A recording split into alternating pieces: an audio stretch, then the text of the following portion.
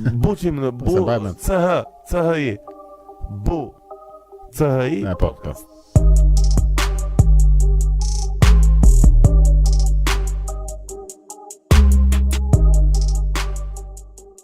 Të dashur ndjekës, ky është një episod me Andi Kurti.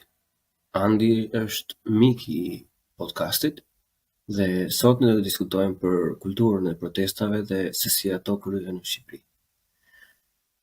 Gjatë xhirimit kemi hasur disa probleme teknike dhe për këtë gjë unë ju kërkoj ndjes, por podcasti ishte i mirë mjaftueshëm që të mos e hidhnim në kosh, por ta përdornim pasi mesazhet që përcjellen janë vërtet të rëndësishme për çdo. Ju lutem të na mbështesni në rrjetet sociale si Instagram, Facebook, Twitter dhe gjithashtu të shpërndani podcastin me miqtë tuaj dhe për më shumë mbështetje në Patreon, Buy Me a Coffee ose Spotify subscribers. Dëgjim të gërëm. Mirë se erdhe. Përshëndetje Blan, si je? Përshëndetje. Çfarë bën?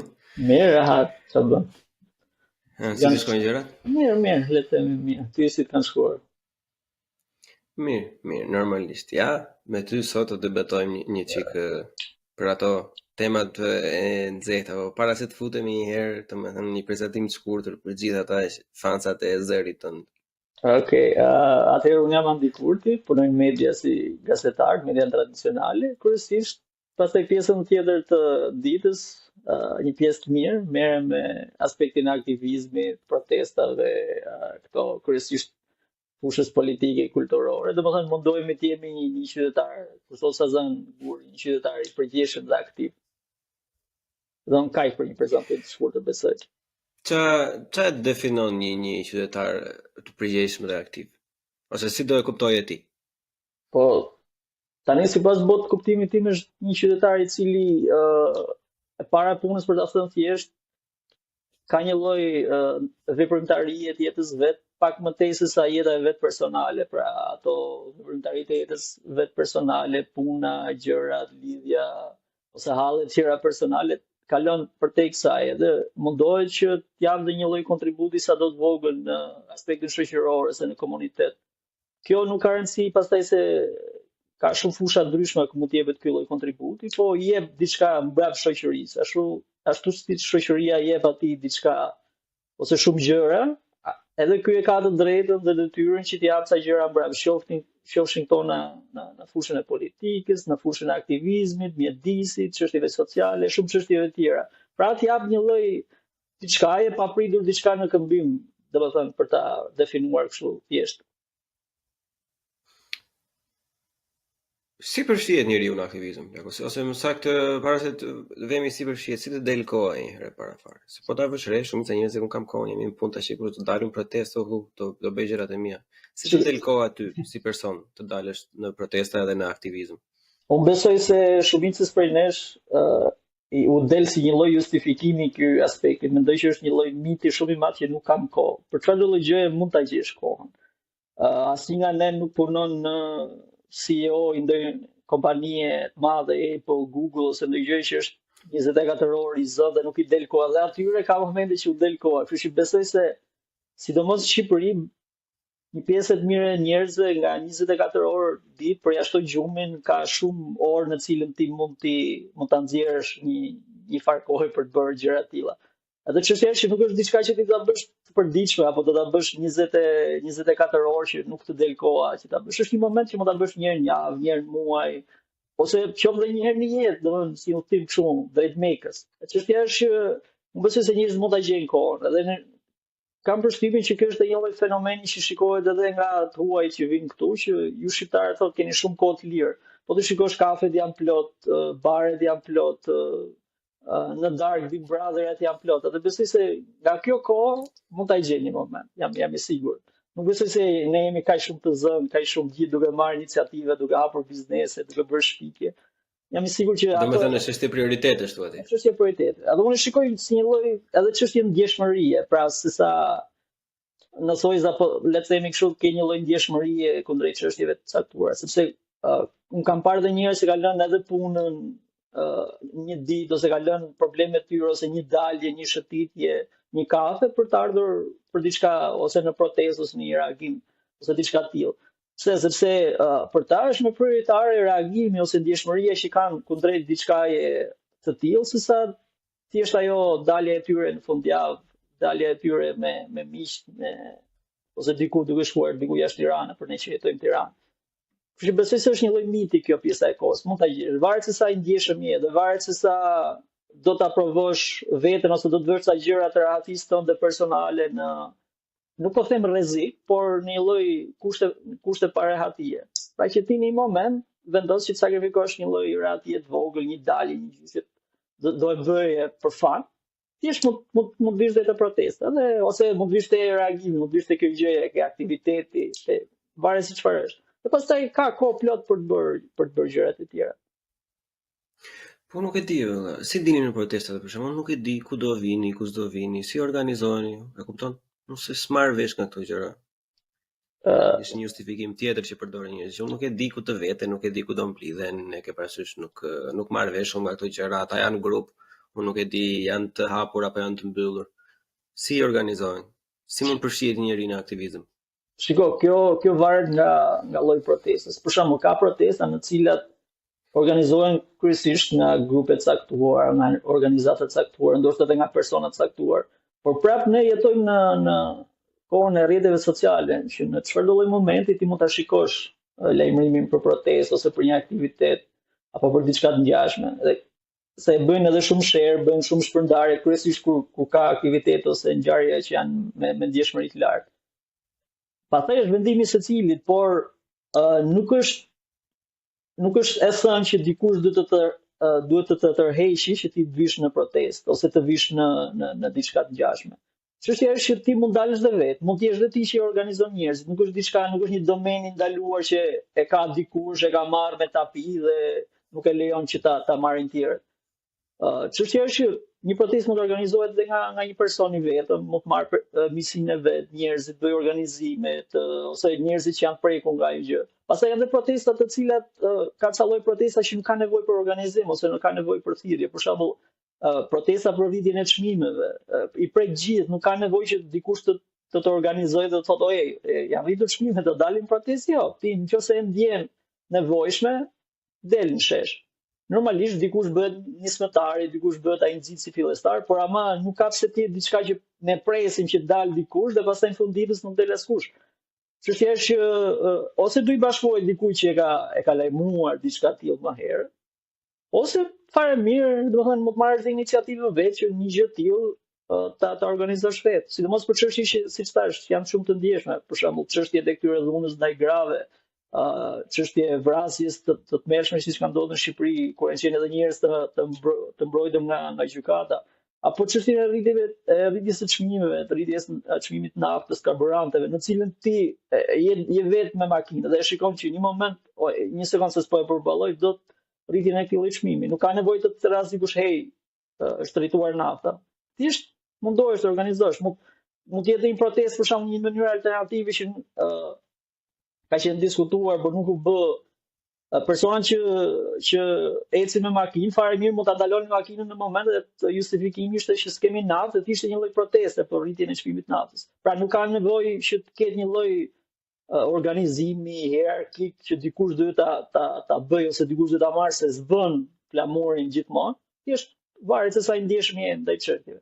Pastaj ka çështje që feministe, çështje që janë pak më që ka nevojë për një lloj strukturimi, në raste të tilla ka persona të caktuar që organizojnë këto ose edhe organizata, një gjë që besoj se do të diskutojmë dhe më vonë problemin e tyre, por edhe ti çfarë bën u bashkohesh, fare mirë, nuk ka, siç thash, rrjetet sociale sot janë bërë. Kjo është një pyetje tjetër tek kjo pjesë, domethënë, në cilat protesta duhet bashkohet njeriu?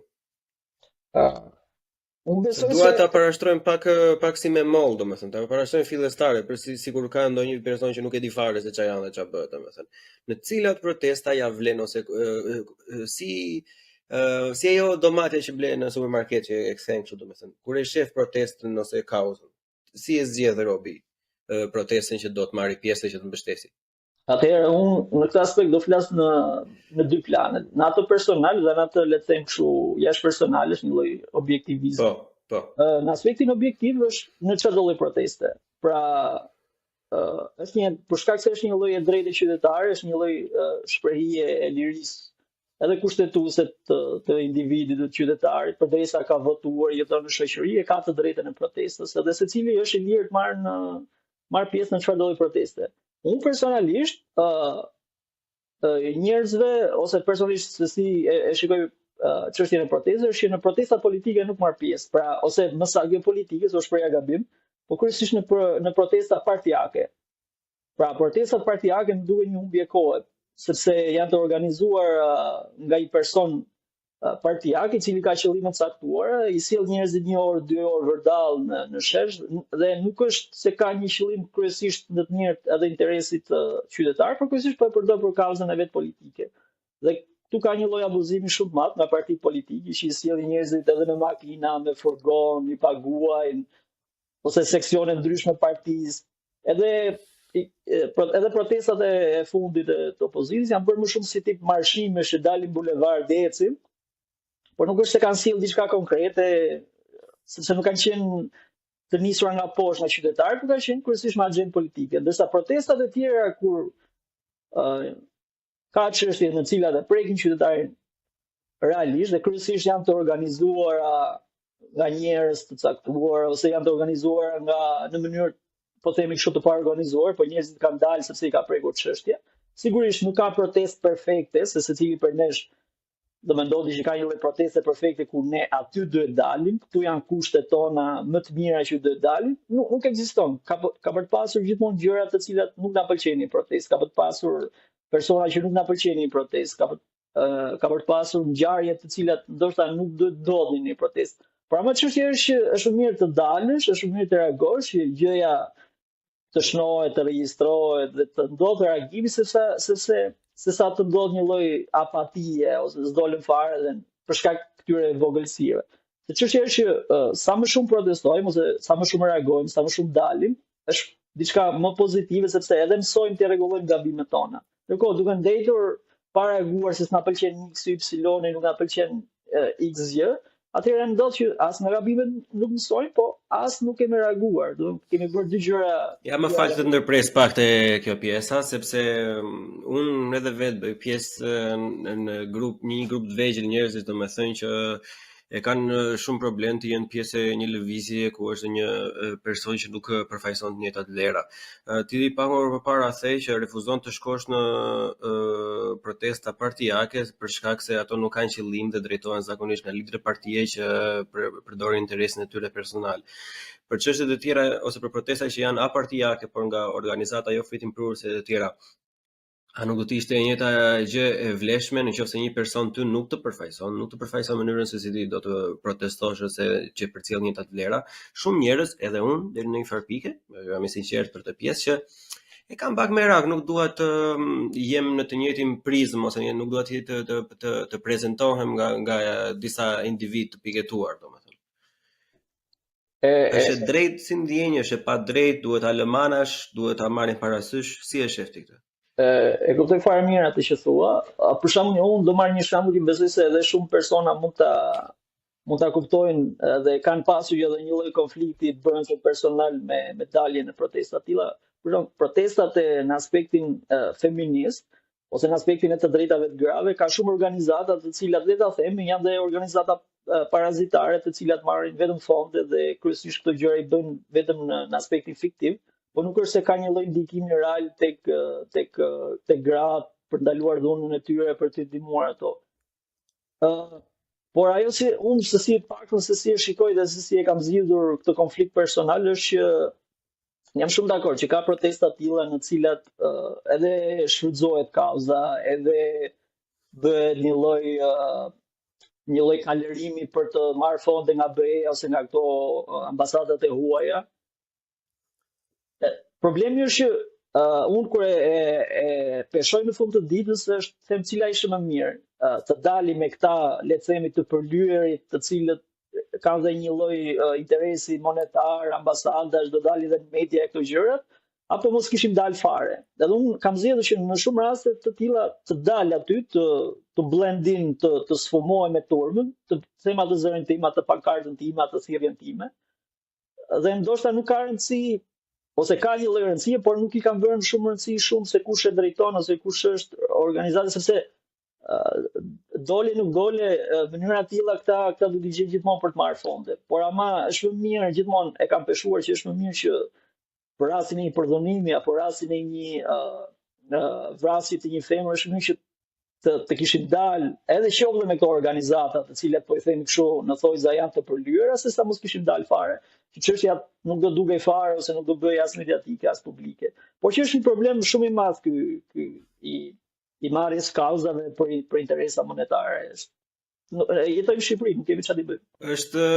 Është e bezdishme, domethënë sepse normalisht përpara te unë kam pasur Dario Arunën kur dalin episodet është një nga individët që ka qenë I përfshirë me këto organizata, domethënë, dhe e ka lënë për arsyeën që ti përmende pak më sipër, sepse janë që gjithkohës phishing vetëm për lek dhe fonde nga organizata të tjera që janë europiane, amerikane apo mbar botërore e tjere dhe nuk është se edhe sipas ti ose me aq sa kuptova unë, mos të bëjmë parafrazim të gabuar, ishte që një pjesë e madhe e tyre, për mos të gjitha, po le të themi një pjesë e madhe për të qenë korrekt, ndiqnin këtë lloj modeli.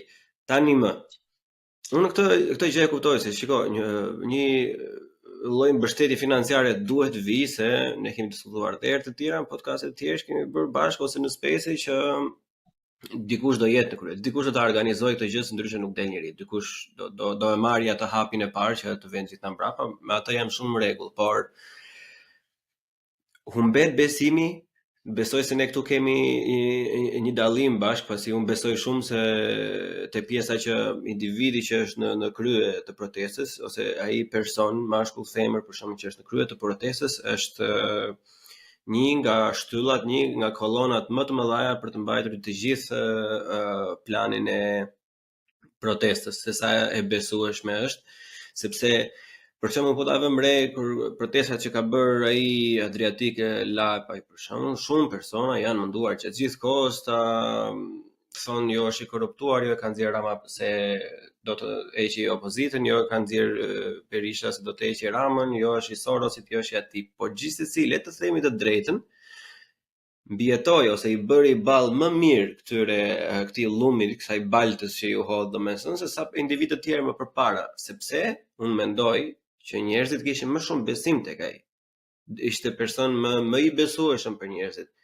Ndërkohë fatkeqësisht është I vetmi shembull që më vjen tash në mendje për protestat sociale për shembull, janë disa persona që me të drejtë apo me të padrejtë nuk është aftësia ime ta gjykoj, po janë të padashiruar nga populli. E kupton? Në një mas të gjerë, domethënë dhe ne kemi folur bile edhe se si sulmohen online, që është një problem tjetër më madhor, domethënë. Edhe ideja është që a mendon ti se është mirë që të tillë individ, edhe pse nuk kanë mbështetje, të vazhdojnë akoma të jenë flamurtari I një proteste? Kjo është një çështje shumë e madhe, domethënë shumë e diskutueshme që ke prekur realisht, edhe është një lloj duhet bëhet një lloj skaneri protestave në Shqipëri I mendësisë popullit shqiptar se si vepron në raport me protestë ose me reagimet e qoftë edhe po le të themi edhe tubimeve dhe revoltave popullore.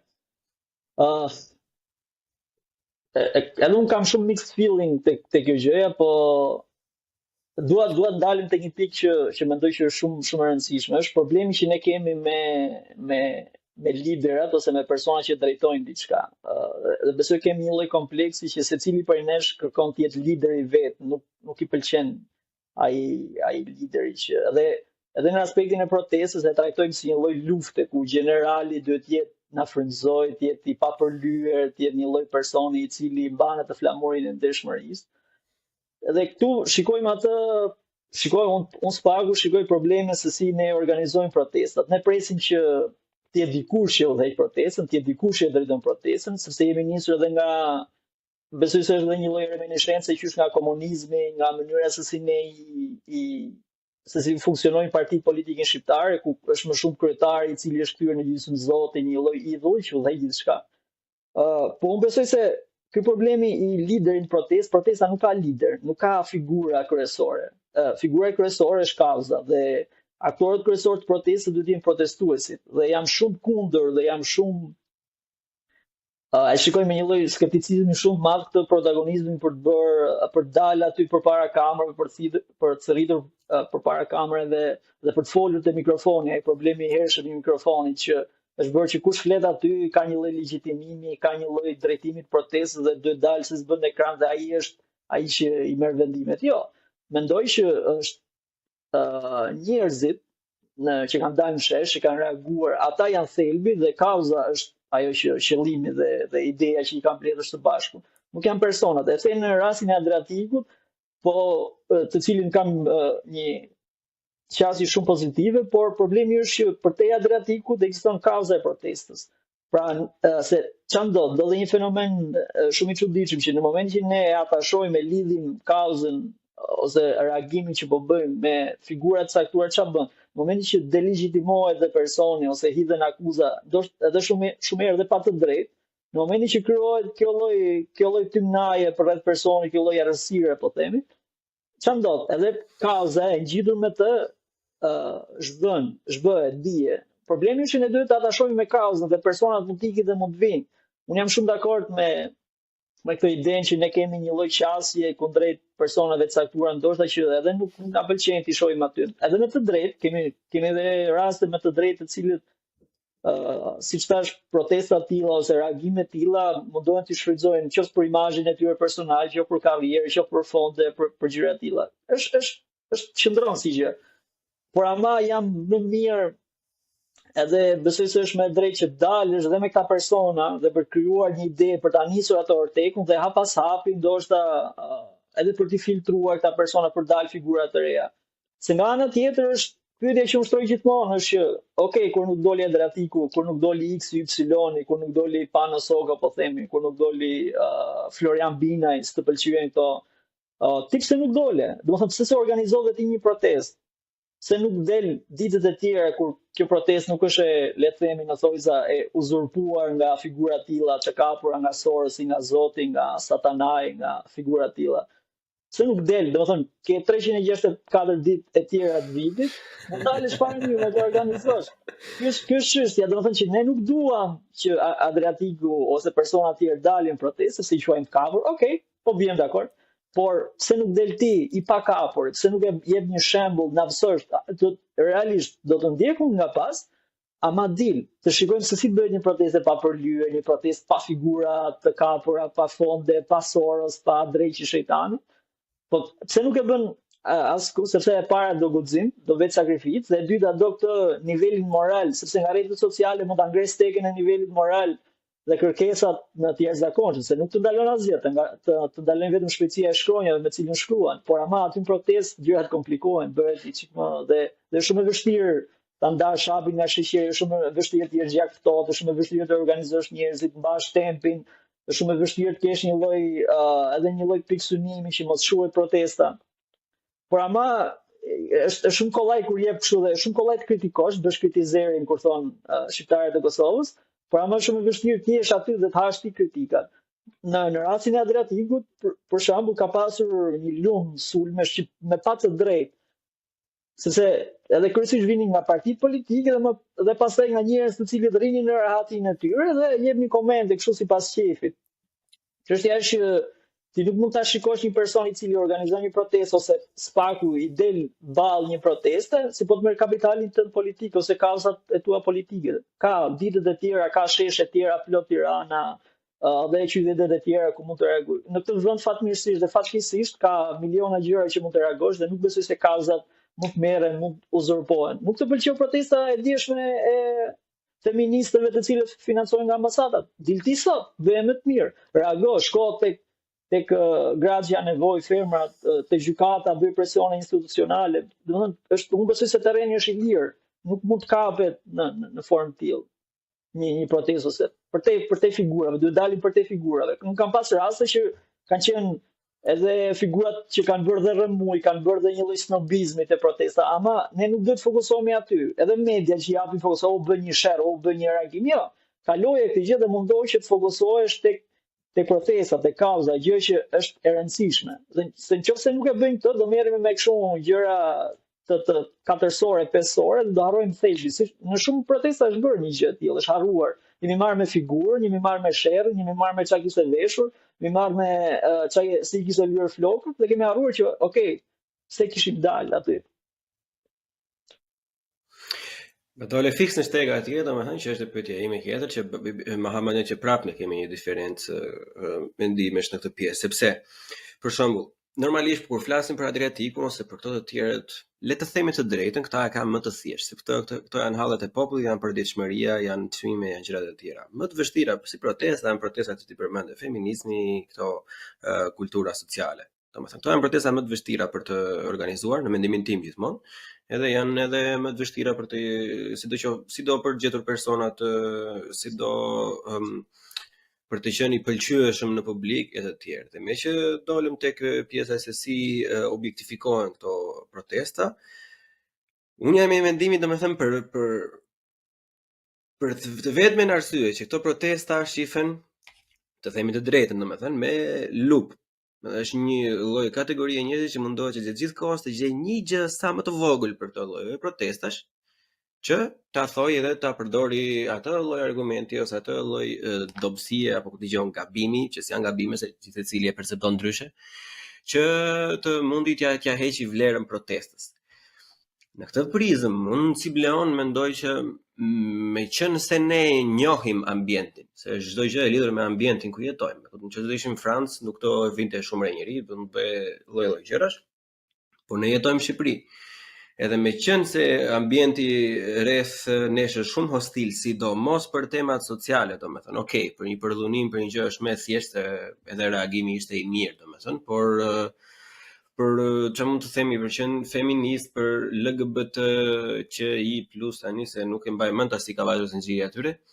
Unë mendoj se nuk është e duhur, domethënë, do doja ta diskutonim pak këtë gjë, sepse janë disa gjëra që mua nuk më pëlqejnë. Mua e para nuk më pëlqen është demonizimi i masave. Mua nuk më pëlqen. Shikoj, nëse unë si Bleon kërkoj nga populli i Beratit që të ndryshojmë diçka, për shembull, unë nuk më dal në Berat, tash ti themi ju jeni plera, ju jeni arsyeja pse unë jam këtu, ju më keni marrë mua ku diçka unë të ardhmen, po na shkatroni jetën e tjerë e tjerë. Pse? Sepse është i njëjti publik ose i njëjti institucion, le ta themi në thonjza, që unë po kërkoj të më ndihmoj edhe të më japi mua një të drejtë ose të më ndysoj diçka që unë nuk e kam për momentin. Edhe unë nuk besoj se kjo gjë arritet duke e demonizuar atë targetin tënd. Edhe për protesta sociale unë jam i bindur që kjo ndodh shpesh, sepse për sa i përket ligjet në Shqipëri kemi të mira, nuk ka asnjë lloj problemi me ligjin, ligji mbron gjithë personat janë të barazlefshëm njësoj. Në ligj, në letër po themi. Pastaj problemi është mentaliteti, problemi është se si rriten njerëzit, problemi është se si kalon domethënë edukata nga gjyshit e prindit e fëmia e tjerë. Kjo është problemi. Edhe me qenë se kjo është një problem mentaliteti, është një problem thellësisht shoqëror, edhe unë nuk mendoj që kur e tregon me gisht, domethënë që ti e ke fajin, nuk mendoj se është goxha funksionale. Unë mendoj që duhet gjesh një fushë të përbashkët. Themi ne jetojmë bashkë në një vend, duam njëri tjetrin e tjerë. Dhe është kjo gjëja që neve na shqetëson. Ne nuk ndjehemi mirë valla. Do të jam gratë, për shembull, nuk ndjehemi të trajtuara njësoj, ndjehemi të përgjithësuara e tjerë. Por duhet vi nga një vend i mirë. A ka gabimin që mendoj që duhet vi nga një vend i mirë dhe duhet vi nga një përbashkësi, apo të vazhdojmë akoma kështu me patriarkati, ju jeni qembir që na shkatruat jetën, na vodhët të ardhmen. Si thua ti? Jo, jam dakord te kjo pjesa, ka një lloj demonizimi, ka dhe një lloj, le të themi, deri diku i justifikuar nga aspekti personal, ka një lloj mlefi shumë të madh dhe personat, sidomos me këto çështje, ka një lloj mlefi të akumuluar dhe më shumë se sa një lloj qëllimshmërie për të arritur diçka në protestë ose për të arritur një lloj të bimi, një lloj dalje, më shumë një pjesë e mirë e personave e shfrytëzojnë për të shfryrë këtë mllefin e vet personal, të inatet, këto gjëra. Këto janë gjëra të pashmangshme. Edhe besoj se vetmja mënyrë për të rregulluar këto është e para duke u nisur nga një qasje, kjo që thua ti, nga një vend i mirë dhe nga një qasje të paktën ideologjike ose edhe njerëzore pozitive. Pra që qëllimi mos jetë kjo të shprehemi ne nxjerrim këtë mllëfin tonë emocional, por besoj se edhe një lloj forme tjetër e zgjidhjes është që duke dalë ose duke reaguar ose duke protestuar, sepse sa më shumë të dalësh në terren, në shesh, aq më shumë i mëson këto gjëra të bëhesh disi më pragmatist dhe e kupton që kjo gjë nuk shkon gjikundi, është thjesht një inat, le të themi, adoleshentec, një lloj shprehje e adoleshencës njeriu, ashtu siç kur kemi qenë 15-16, por nuk shkon gjikundi dhe shpesh herë kupton që ndoshta e ke edhe gabim. Po kjo ndodh, është edhe kjo një lloj anatemimi i njerëzve, i popullit ose i masave të gjëra, që ju nuk kuptoni, pse nuk dilni. Problemi është që ne gjykojmë problemet kryesisht nga perspektiva jonë dhe nuk shikojmë në çfarë pozitash mund të jenë. Unë prandaj fola në fillim për atë ndjeshmërinë. Nëse një person nuk e ka ndjeshmërinë, nuk e prek diçka, ti nuk mund të presësh kështu me magji, ti jetë ai si ty edhe të dalë për një gjë të caktuar. Prandaj është një lëvizje e vullnetshme, është një lëvizje e lirë, nuk është e detyruar, pra që ti duhet dalësh se s'bën. Detyra qytetare këtë ka. Mund dalë sepse e ndjej, mund dalë sepse mendoj, jo sepse dikush do të ta thotë. Dhe në këtë rast edhe demonizimi, pse nuk dilni, pse nuk ngrihet. Ka raste që tani demokracia kështu funksionon. Ka njerëz që kanë të drejtën edhe të jenë të shtypur. Domethënë më duket e çuditshme që po thotë unë dua të jem i shtypur vëlla. Nuk dua të ngrihem. Dhe ti nuk mund të thuash ngrihu se je i shtypur. Jo, thotë unë me vullnet e lirë ose edhe ndoshta vetë pa lirë zgjidh jemi i shtypur. Domethënë është ironike nga një anë, por demokracia ta lejon këtë. Ai thotë unë dua që të qeverisem nga njerëz të korruptuar. Çfarë do bësh ti? Ky është problemi. Edhe në raste të tilla ka njerëz të cilët bëjnë një lloj presioni të madh se nuk dilni, bilet bëjnë edhe një lloj se kjo krijon edhe një lloj ndasie, ne dhe ata, ju dhe ne, ata dhe ky. Problemi është që kur një protestë ose një reagim duhet përpiqet të jetë sa më shumë përbashkues, pra që t'i afrojë njerëzit me njëri tjetrin, se mënyra për të përçarë dhe për të bërë kështu sekte është shumë e thjeshtë. Edhe për ta futur atë, dhe gjithmonë pushteti ose ai që ndaj të cilit ose problematikës ndaj të cilit ne po protestojmë fiton në raste të tilla. Edhe ka ndodhur kjo gjë. Nuk mund t'i kërkosh popullit, masave, se nëse populli përveç se është një masë fizike, konkrete, është dhe një lloj ideje. Pra që ti mund të Shife, një shtesë të vogël te kjo pjesë, të lutem.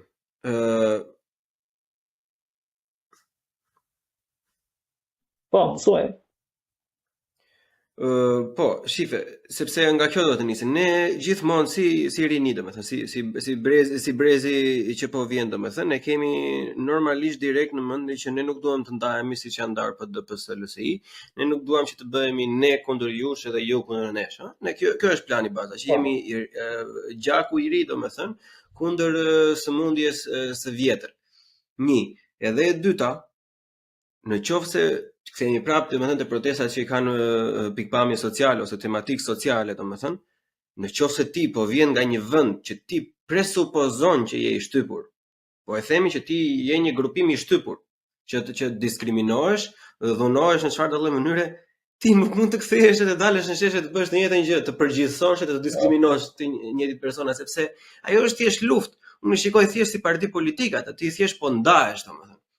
Në vend që të tregosh veten për mendimin tim që sa të përbashkëta kemi njeriu, se sa nuk ka asnjë lloj ndryshimi me ato, domethënë se sa ku dëgjon unë, gjinia jote apo preferenca jote seksuale nuk është ajo që ty të definon, sepse ti nuk ke vetëm atë dhe njerëzit duhet të lënë rehat për këtë që ti të bësh çfarë të duash. Në këtë prizmë e shikoj. Edhe nuk më pëlqejnë ndarjet fare, edhe demonizimi, sepse edhe kemi arritur, le të themi të drejtën, me anë se edhe ti e ke vënë re që i kemi arritur në një masë të madhe që këta që dalin në rrugë për shembull janë ultra progresistë edhe thonë ne jemi patriarkati, jemi të prapambetur, nuk bëhemi më, edhe kemi atë okay, të fillojmë. Ok, kërkojmë ndjes miq, kishim disa probleme të vogla teknike. Edhe shiko, la me përfunduam tek pjesa që nuk duan të demonizuar njerëzit, nuk duan të demonizuar ata që i kërkon diçka dhe ti përçash, sepse nëse mendojnë që je një grup i shtypur dhe i diskriminuar vetë, nëse vazhdon bën të njëjtën gjë, atëherë what the fuck, si mund të jesh ti një opsion më i mirë? Domethënë si do t'ja mbushësh mendjen ti që je opsioni më i mirë? Se s'mund të tolerosh duke thënë që duke shprehur agresivitet, është si ajo përhapja e krishtërimit me kryqëzata, e kupton? Zoti im të fal edhe të do, edhe për këtë arsye unë do të vras derisa ti ta besosh. Kështu që nuk e di si e shoh si këtë. Është kjo çështja e të kthyer, domethënë për hir të drejtësisë ose këto social justice warriors, që për hir të kësaj drejtësie që unë mendoj që duhet të jetë kështu, çfarë bëj? Kthehem një lloj dhënuesi se e përsëris të pjesën e krimit. Pra, që vetëm me këto akuzat, me gjëra të cilat janë shumë ndonjëherë edhe një lloj dhune. Pra, çfarë bëjmë? Luftojmë dhunën me dhunë. Nuk e luftojmë aspektin e dhunës me një lloj aspekt ose një lloj qasje pozitive ose duke i shkuar çështje se janë çështje shumë të komplikuara, janë çështje shumë të vështira, nuk janë kaq. Nëse ti nuk e pranon mendimin tim, atëherë ti je dhunues. Nëse ti nuk mendon si mua, është një frazë që përdoret shpesh. Nëse ti nuk mendon ashtu siç unë mendoj, jo vetëm që e ke gabim, por ti je dhunues, je njëri i një lloj sektar. E çfarë bëjmë? Krijojmë një lloj dy palë, dy skuadra të cilat luftojnë njëra tjetrën.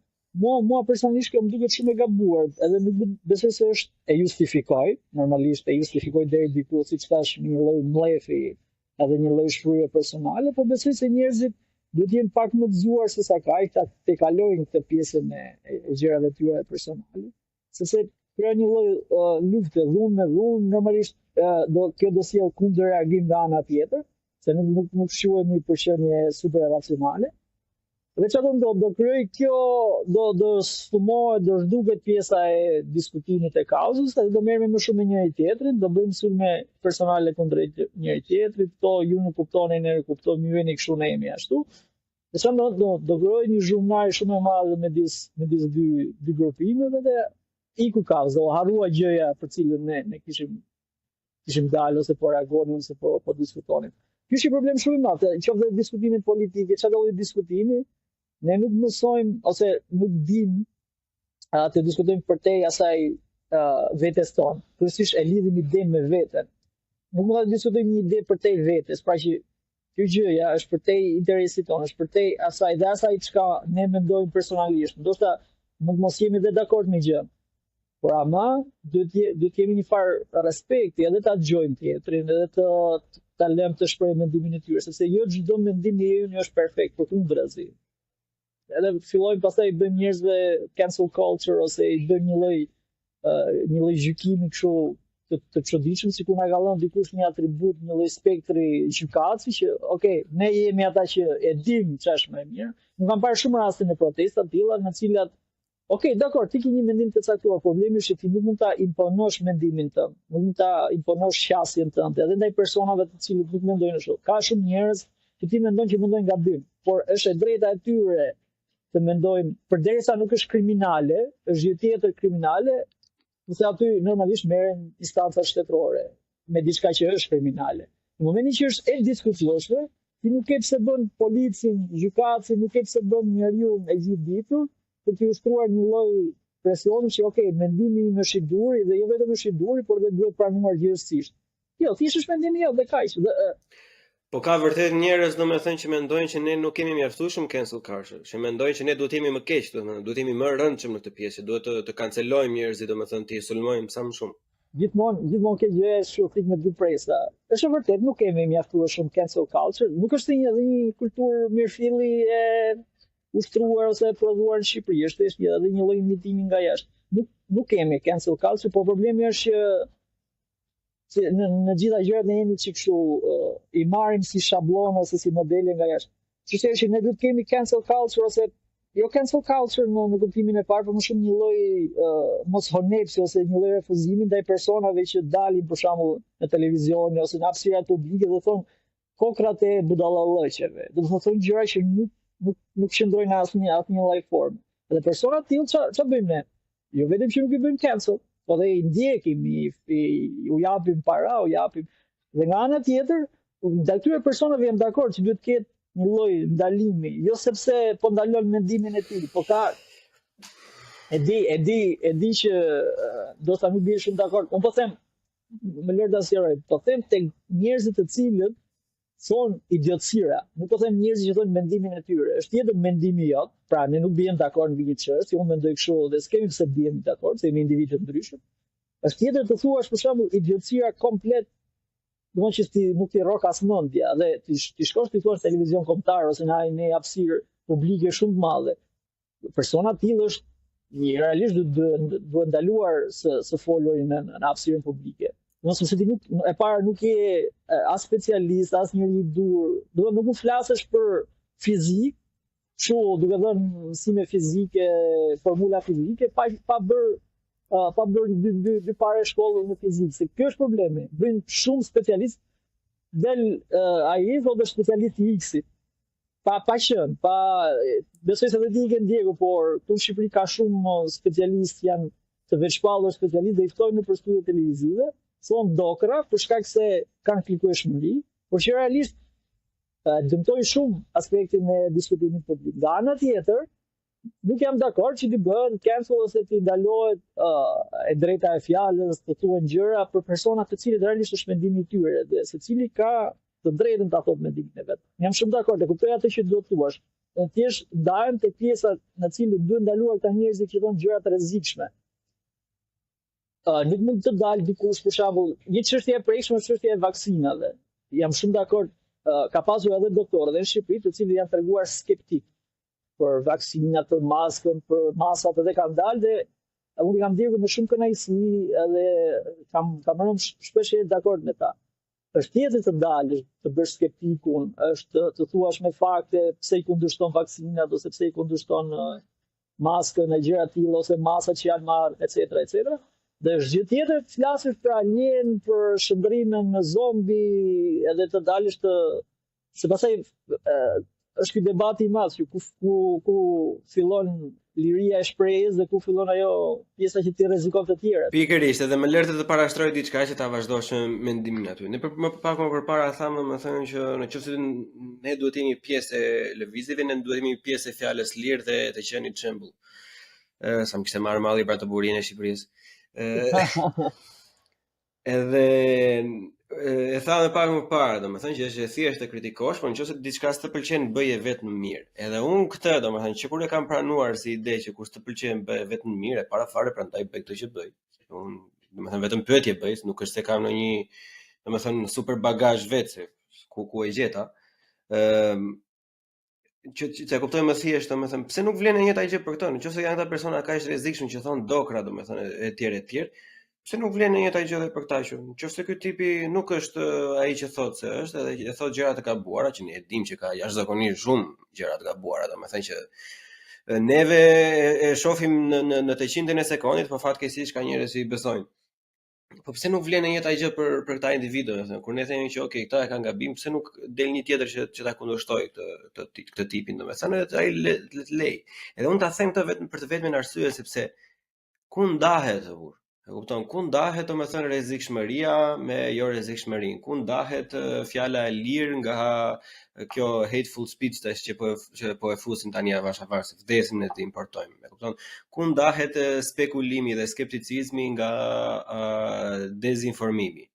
E kupton? Se e vërtetë është ajo, jo 5 gërra budalliqe, domethënë ato normalisht janë dokra. Po me që ti mor atë shembull specifik, në atë shembull ti japun atë gjën që tani është common sense, domethënë që është një dije e akceptuar nga të gjithë që është nga erdhi, pjesa e laboratorit. Nëse ti e mban mend në fillimet e 2020-ën, verën deri nga mezi 2021, domethënë në të gjitha platformat, si në media, si në Twitter, si në Facebook, çdo lloj individi që thjesht mund të jepte indicie, dhe mua më është bërë një raport, një podcast, nuk e di, nuk do të jetë diku te 12-15, një nga ato, domethënë që imagjino me audiencën time çfarë kontrolli ka qenë që se shifte njëri. Kurse atëherë kur këta që e thoshin ishin njerëz që bënin teori konspirative, ishin harmful, po përçanin popullin. Sot kjo është bërtham. Sot kur këto po bëjnë të gjitha pyetësorët që i bën Departamenti i Shtetit të Amerikës dhe Senati që merren pyetje çdo njeri, tani është common sense, tani është informacion i saktë, i pranuar nga gjithë secili. Do me thënë që se pas kanë pasur gabim ata, do me thënë që ata nuk pas kanë dëmtuar njërin në ato kohë. Edhe ideja është ku e heqin e vjen. Kush e dallon, kush e vë këtë kufirin?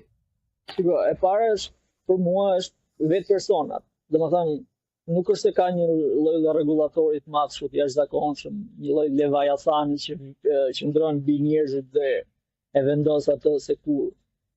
Normalisht tani ka pasur dhe do të ketë gjithmonë këto dhe ka dhe tani tentativa për ta bërë këtë gjë, që bëhet me kontrollin e internetit dhe materialeve që lidhen në internet. Por e parë është që duhet ta bëjë individi. Një gjë që unë besoj se duhet mbajmë parasysh është që këtë duhet të dëgjojmë. Dhe deri diku bien dakord që duhet dëgjojmë njerëz të paktën që janë specialistë ose që kanë një lloj edukimi, që janë edukuar në atë fushë. Unë jam shumë dakord me atë që thua, pra të dalja e të vërtetave të tilla nuk është as një lloj çuditje, as një gjë se këtë gjë e kanë thënë dhe specialistë të tjerë, pavarësisht nuk kanë pasur zë mediatik. Problemi im është që nuk mund ta them unë që nuk marr vesh nga mjekësia ose për X çështje të caktuar, nuk mund të flas për mjekësinë, nuk mund të flas me kompetencat më dha, duke futur në detaje, duke dhënë njerëzve mend, por kundrazi. Unë në këtë rast vendos që të marr vendimet e mia dhe të ndjek ato çka thonë njerëzit që në faktën i konsideroj specialist. Jo dikush që flet në internet, jo dikush që del e quan veten konspiracionist dhe mendon që ka të drejtë. Jam shumë dakord për diskutimet tilla, se është gjë më e shëndetshme që ku ka vetëm një lloj monopoli mendimi, ku ka vetëm një mendim, atëherë jemi një lloj diktature. Do të ketë përplasje idesh, ndonjëherë edhe qartësisht të kundërta dhe ekstreme. Problemi është që këto ide duhet vinë nga njerëz që realisht kanë studiuar për gjëra të tilla. Njerëz që e kanë shpenzuar një pjesë jetës tyre. Jo, nuk u flas dikush për mjekësi i cili nuk bie shumë keq ndonjëherë edhe gjimnazin nuk e ka bërë. Po ka një telefon, ka një rrjet social, ka një hapësirë mediatike ose ka një lloj hapësire në botën virtuale, thotë ide. Problemi është që sa më shumë publik ti jesh dhe aq më shumë ke ndikim te kjo pjesa. Tani individi duhet të jetë mjaftueshëm i edukuar, them, ose mjaftueshëm i shkolluar që këto gjëra ketë një lloj filtri që kë duhet dëgjoj dhe kë nuk duhet dëgjoj.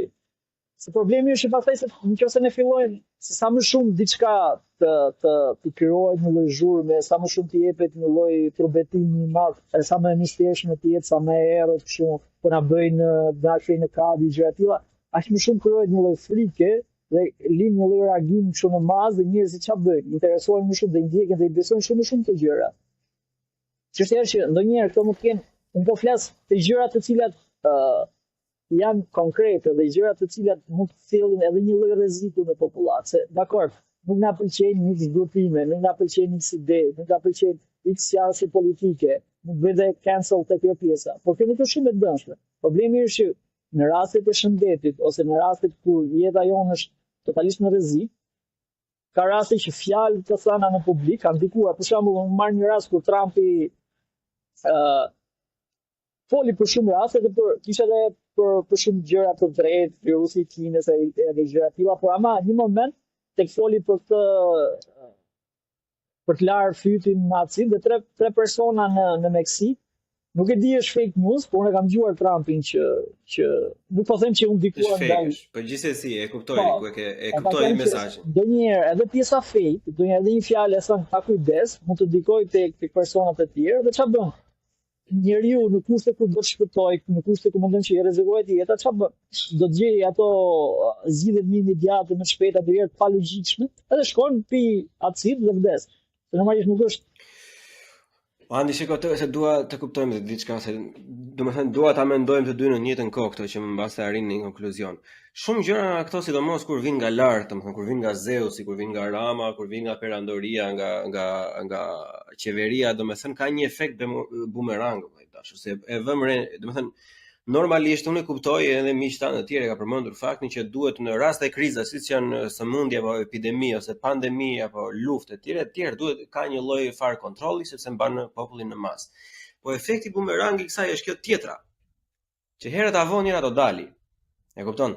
Edhe në qoftë se në harkun e kësaj kohe për këtë lloj gjëje janë ngritur 10 gjëra.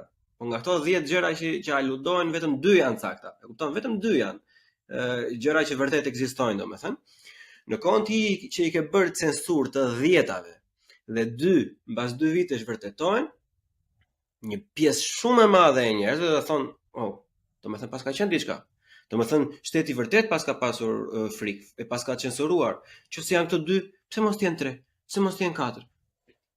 Where the fuck does it end? E kupton? Edhe unë prandaj jam me pjesën që thjesht lëre, domethënë. Unë mendoj se duhet të kontrollohen njerëz si Trump, si Edi Rama, normalisht duhet të kontrollohen se kanë pozicione publike, nuk mund të thonë gjëra me qëllim apo pa qëllim, domethënë nuk mund të thonë. Edhe nëse e thon diçka siç e the ti në mënyrë të gabuar ose fjalëformimi nuk është i duri, ose dali direkt nesër pas nesër të thojë që njerëz të dashur, kjo isha ajo që doja unë të thoja, mënyra se si u tha, linte kujton për të dëshiruar ose mund të formojë mënyrë. Nuk diskutohet fare, por nuk mund të censurohet Andi që nëse pas nesër thonë ore vllai i dashur po ka vajtur nafta me 3000 lekë vlla. Po të thotë ti jo, je fake news. Se ti je fake news se ti do që të ngacmosh popullin, do të krijosh destabilitet. Ti nuk mund të postosh dot foto të karburanteve, nuk mund të postosh dot asnjë foto të faturës, asnjë media nuk të merr, që thotë, ka shembull absurde, po thjesht sa për kështu. Domethënë që ti izolohesh komplet nga ai Zeus i madh, domethënë, edhe pastaj ikën bleoni te karburanti, shoh 3000 lekë. Klava pas ka pasur të drejtë. Domethënë edhe macet janë vërtet të shpirtra zotash, edhe zombi çohen natën e na vinë nëpër shtëpia. Se ashtu ecën, e kupton se nuk ka ne kemi përmendur edhe herë të tjera. Nuk ka njëri kohë që të bëj researchin gjitha gjërave. Prandaj është unë jam absolutist për punën e free speech, domethënë, edhe më pëlqen kjo clash of ideas, domethënë, këto përplasjet më të mëdha të fuqishme, domethënë, të idealeve, të fakteve. Unë mendoj që nëse diçka është fundamentalisht e gabuar, është dhe shumë e thjeshtë për t'u hedhur poshtë. Siç janë teori konspirative, siç janë këto mrekulli bërësit apo këto ultradimensionalet e tjera e tjera. Unë ka shumë nga këto që unë dëgjoj për kokoshka, domethënë për shefin tim se më pëlqejnë. Edhe zhyten, domethënë shumë shohin Big Brother, unë shoh këto, domethënë se nuk më pëlqen Big Brother. Por unë personalisht kam vërtet frikë të pjesën e censurës. Nëse ne do themi që këta nuk do lejohen, këta nuk do lejohen. Domethënë nuk ka as jo më dyshje për kështu. E kam frikë vëlla, e kupton? Sepse është vërtet shumë e vështirë dhe gjithkohës në histori ne kemi parë që shumë persona, ose ai është ai shembulli idiotësh, po që është shumë i përdorur i Galileit, domethënë që e dogjën edhe pastaj më vonë doli që ishte vërtet ashtu siç tha ai. Giordano Bruno. Sorry. Se Galilei shpëtoi faktikisht u treguar që më zgjuar. Ajo është ideja tash domethënë që vërtet duan ta bëjnë gjuetinë e shtrigave për shembull të flokuqeve të shkretave që s'kishin asnjë lloj faj. Jam shumë dakord te kjo që thua dhe edhe për ta lidhur me aspektin e protestave, domethënë pushteti gjithmonë ka një lloj tendence para për të monopolizuar gjithë aspektin e informacionit, vërtetës, të jetë burim, gjithçka do të jetë burim i çdo lloj gjëje.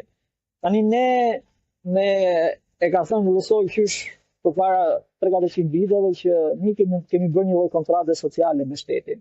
Dhe çka kemi bërë? I kemi dhënë të drejtën për të përdorur edhe forcë, edhe shtrëngim. Pra, atë shteti ka të drejtë të përdor forcë kundrejt nesh me policinë. Ka të drejtë të përdor shtrëngimin me anë të gjykatave, urdhrave, çfarë do gjë. Pra ja kemi dhënë ne, e kemi bërë këtë lloj kontrate sociale. Nuk jemi në kushtet e lirisë natyrore që fliste Rousseau, pra që në momentin e natyrës, ku jemi në natyrë, kemi të drejtë për çfarë do gjëje. Çdo gjë është prona jonë, por ama në momentin që bëhet një person tjetër, bëhen 2-3, në momentin që fillojmë të jetojmë në shoqëri, to liri natyrore kufizohen dhe deri në një moment të dytë vjen shteti i cili i rregullon dhe na detyron dhe na bën ligje, na bën rregulla të caktuara që nuk janë shtypje të drejtave tona natyrore të lindur apo themi. Çështja është që ne kemi dhënë këto lloj atributë shtetit. Problemi nuk është që ne ja kemi dhe problemi është që deri në çfarë eksesi, deri në çfarë ekstremi i çon shteti këto gjëra, aparati shtetëror. Dhe ne kemi parë shumë herë që i çon deri në ekstrem. Edhe në rastin e pandemisë, për hir të sigurisë, pra ne për hir të sigurisë sakrifikuam të drejtat tona kushtetuese, ja dham shtetit në dorë këtë lloj qasje, këtë lloj lirie dhe këtë lloj të drejta dhe ju lutem të lutem shtet, na shpëton nga kjo flame e madhe, por s'ka problem të drejtat tona. Çështja është që shteti në këtë moment varet, i trajton në mirëbesim, i trajton të drejtat tona me një lloj rigoriziteti apo i çon në ekstrem, siç ndodhi. Sepse shumica e liderave që kanë dhe tendenca autokratike ose që diktatoriale, ç'a bëjnë? Këto gjëra mundohen që të jenë momente në cilat ka miratojnë ligje, miratojnë nisma, sa më shumë për të shtypur popullin, sa më shumë për të kufizuar të drejtat, sa më shumë që qeverisja e tyre, domethënë të shkojë në një lloj qeverisje autokratike. Dhe kjo ka ndodhur faktikisht, domethënë kur bë edhe këtë pandemia kaloi një lloj ekstremi dhe kryeministri i Shqipërisë filloi jo vetëm të shpërfillte ligjet, por të qeverisë me anë të Facebookut. Edhe çfarë do lloj gjëje tjetër që fliste jashtë zërit, jashtë altopolantit të tij, ishte rrem, ishte fake news, po frymon flamën, vdekjen, fliste për copa mishi, për të vdekur, për kufoma, ndërkohë që ne kishim dy të vdekur në atë momente kur ai dinte. Edhe ç'a bën? Ai ishte jo vetëm burimi i vetëm informacioni, por çdo burim tjetër që kishte qasje të tilla ose njerëz që donin që brenda kësaj mungese të sigurisë, kësaj mungese edhe të sigurisë shëndetësore që i dhan shtetit një lloj force dhe i dhan një lloj atributi shumë më vjet në tyre, vetëm për të na shpëtuar nga ky virus, nga kjo pandemi. Shteti shfrytëzoi deri në maksimum, domethënë miratoi gjëra, miratoi nisma, vinte gjoba poshtë e lart, nuk të linte të dilte, domethënë bënte çfarë donte. Problemi është që përtej kësaj nuk e trajtonte më shumë si një lloj skllavërie personi, se sa një lloj qytetari, individi i cili ka një lloj roli në shoqëri dhe është i ndërgjegjshëm për rolin e tij shoqëror. Sepse është ndryshe kur shteti mundohet të bashkëpunojë me ty, pra si komunitet ose si qytetar, thotë që për X gjëra ne do bëjmë këto 2-3 gjëra dhe duhet bashkëpunojmë së bashku. Jo të ndjerë tanket dhe antiblindat në bulevard për të luftuar virusin i cili nuk ishte në bulevard. Po të bashkohemi në idenë, domethënë bashkohemi në idenë që nëse ti nxjerr tanket dhe antiblindat dhe shpërndajnë gjoba, ti e ul besimin që këto. Domethënë akoma më shumë persona në mendjen time do besojnë që kjo është e vërtetë. Jo vetëm kjo, por ti krijon një efekt kundër, sepse sa më shumë ta shtypësh diçka, është ligji i tretë i Newtonit, që sa më shumë forcë kushtrosh nga një anë, do kesh një kundërforcë nga ana tjetër. Ti sa më shumë ta fshehësh diçka, ti bëhe sigur, nëse ai duket si listesh me njeriu ka një lloj kështu, ka një lloj kërimbi të brendshëm që do të kërkoj tek gjëra, sa më shumë të duket e fshehur, nëse diçka është zbuluar, nuk ka asnjë lloj interesi, edhe nëse ka transparencë, nuk ka asnjë lloj interesi për njerëzit që të dyshojnë apo e di. Është më mirë të tregohesh i sinqert, edhe qeverisja që o vlla, janë 2-3 gjëra të cilat ne duhet i bëjmë, janë të vështira normalisht, por e kërkon momenti, ashtu si diku në Romën e lashtë, që kur Roma kishte ato degradimet e vet, do kishte një problem me të huaj që po vinin qoftë në luftë dhe në pushtime, çfarë do të zite një diktator. Dhe diktatori, se ne kemi një konotacion tjetër për diktatorin. Ai ishte që e përjashtonte senatin, përjashtonte këto vendimarrje demokratike që kishte Roma diku, dhe vendonte lishmërinë, apo kishte një lloj drejtësie në atë që bënte. Por kishte masa, të cilat ishin masa emergjente, masa deri diku të dhimbshme, sepse problematika e kërkonte, por jo duke treguar një lloj shtypje apo një lloj eksesi të jashtëzakonshëm mbi Republikën. Pas e një moment dytë do rriqe ai dhe i kthehej sërish pushteti Senatit të Republikës së Romës.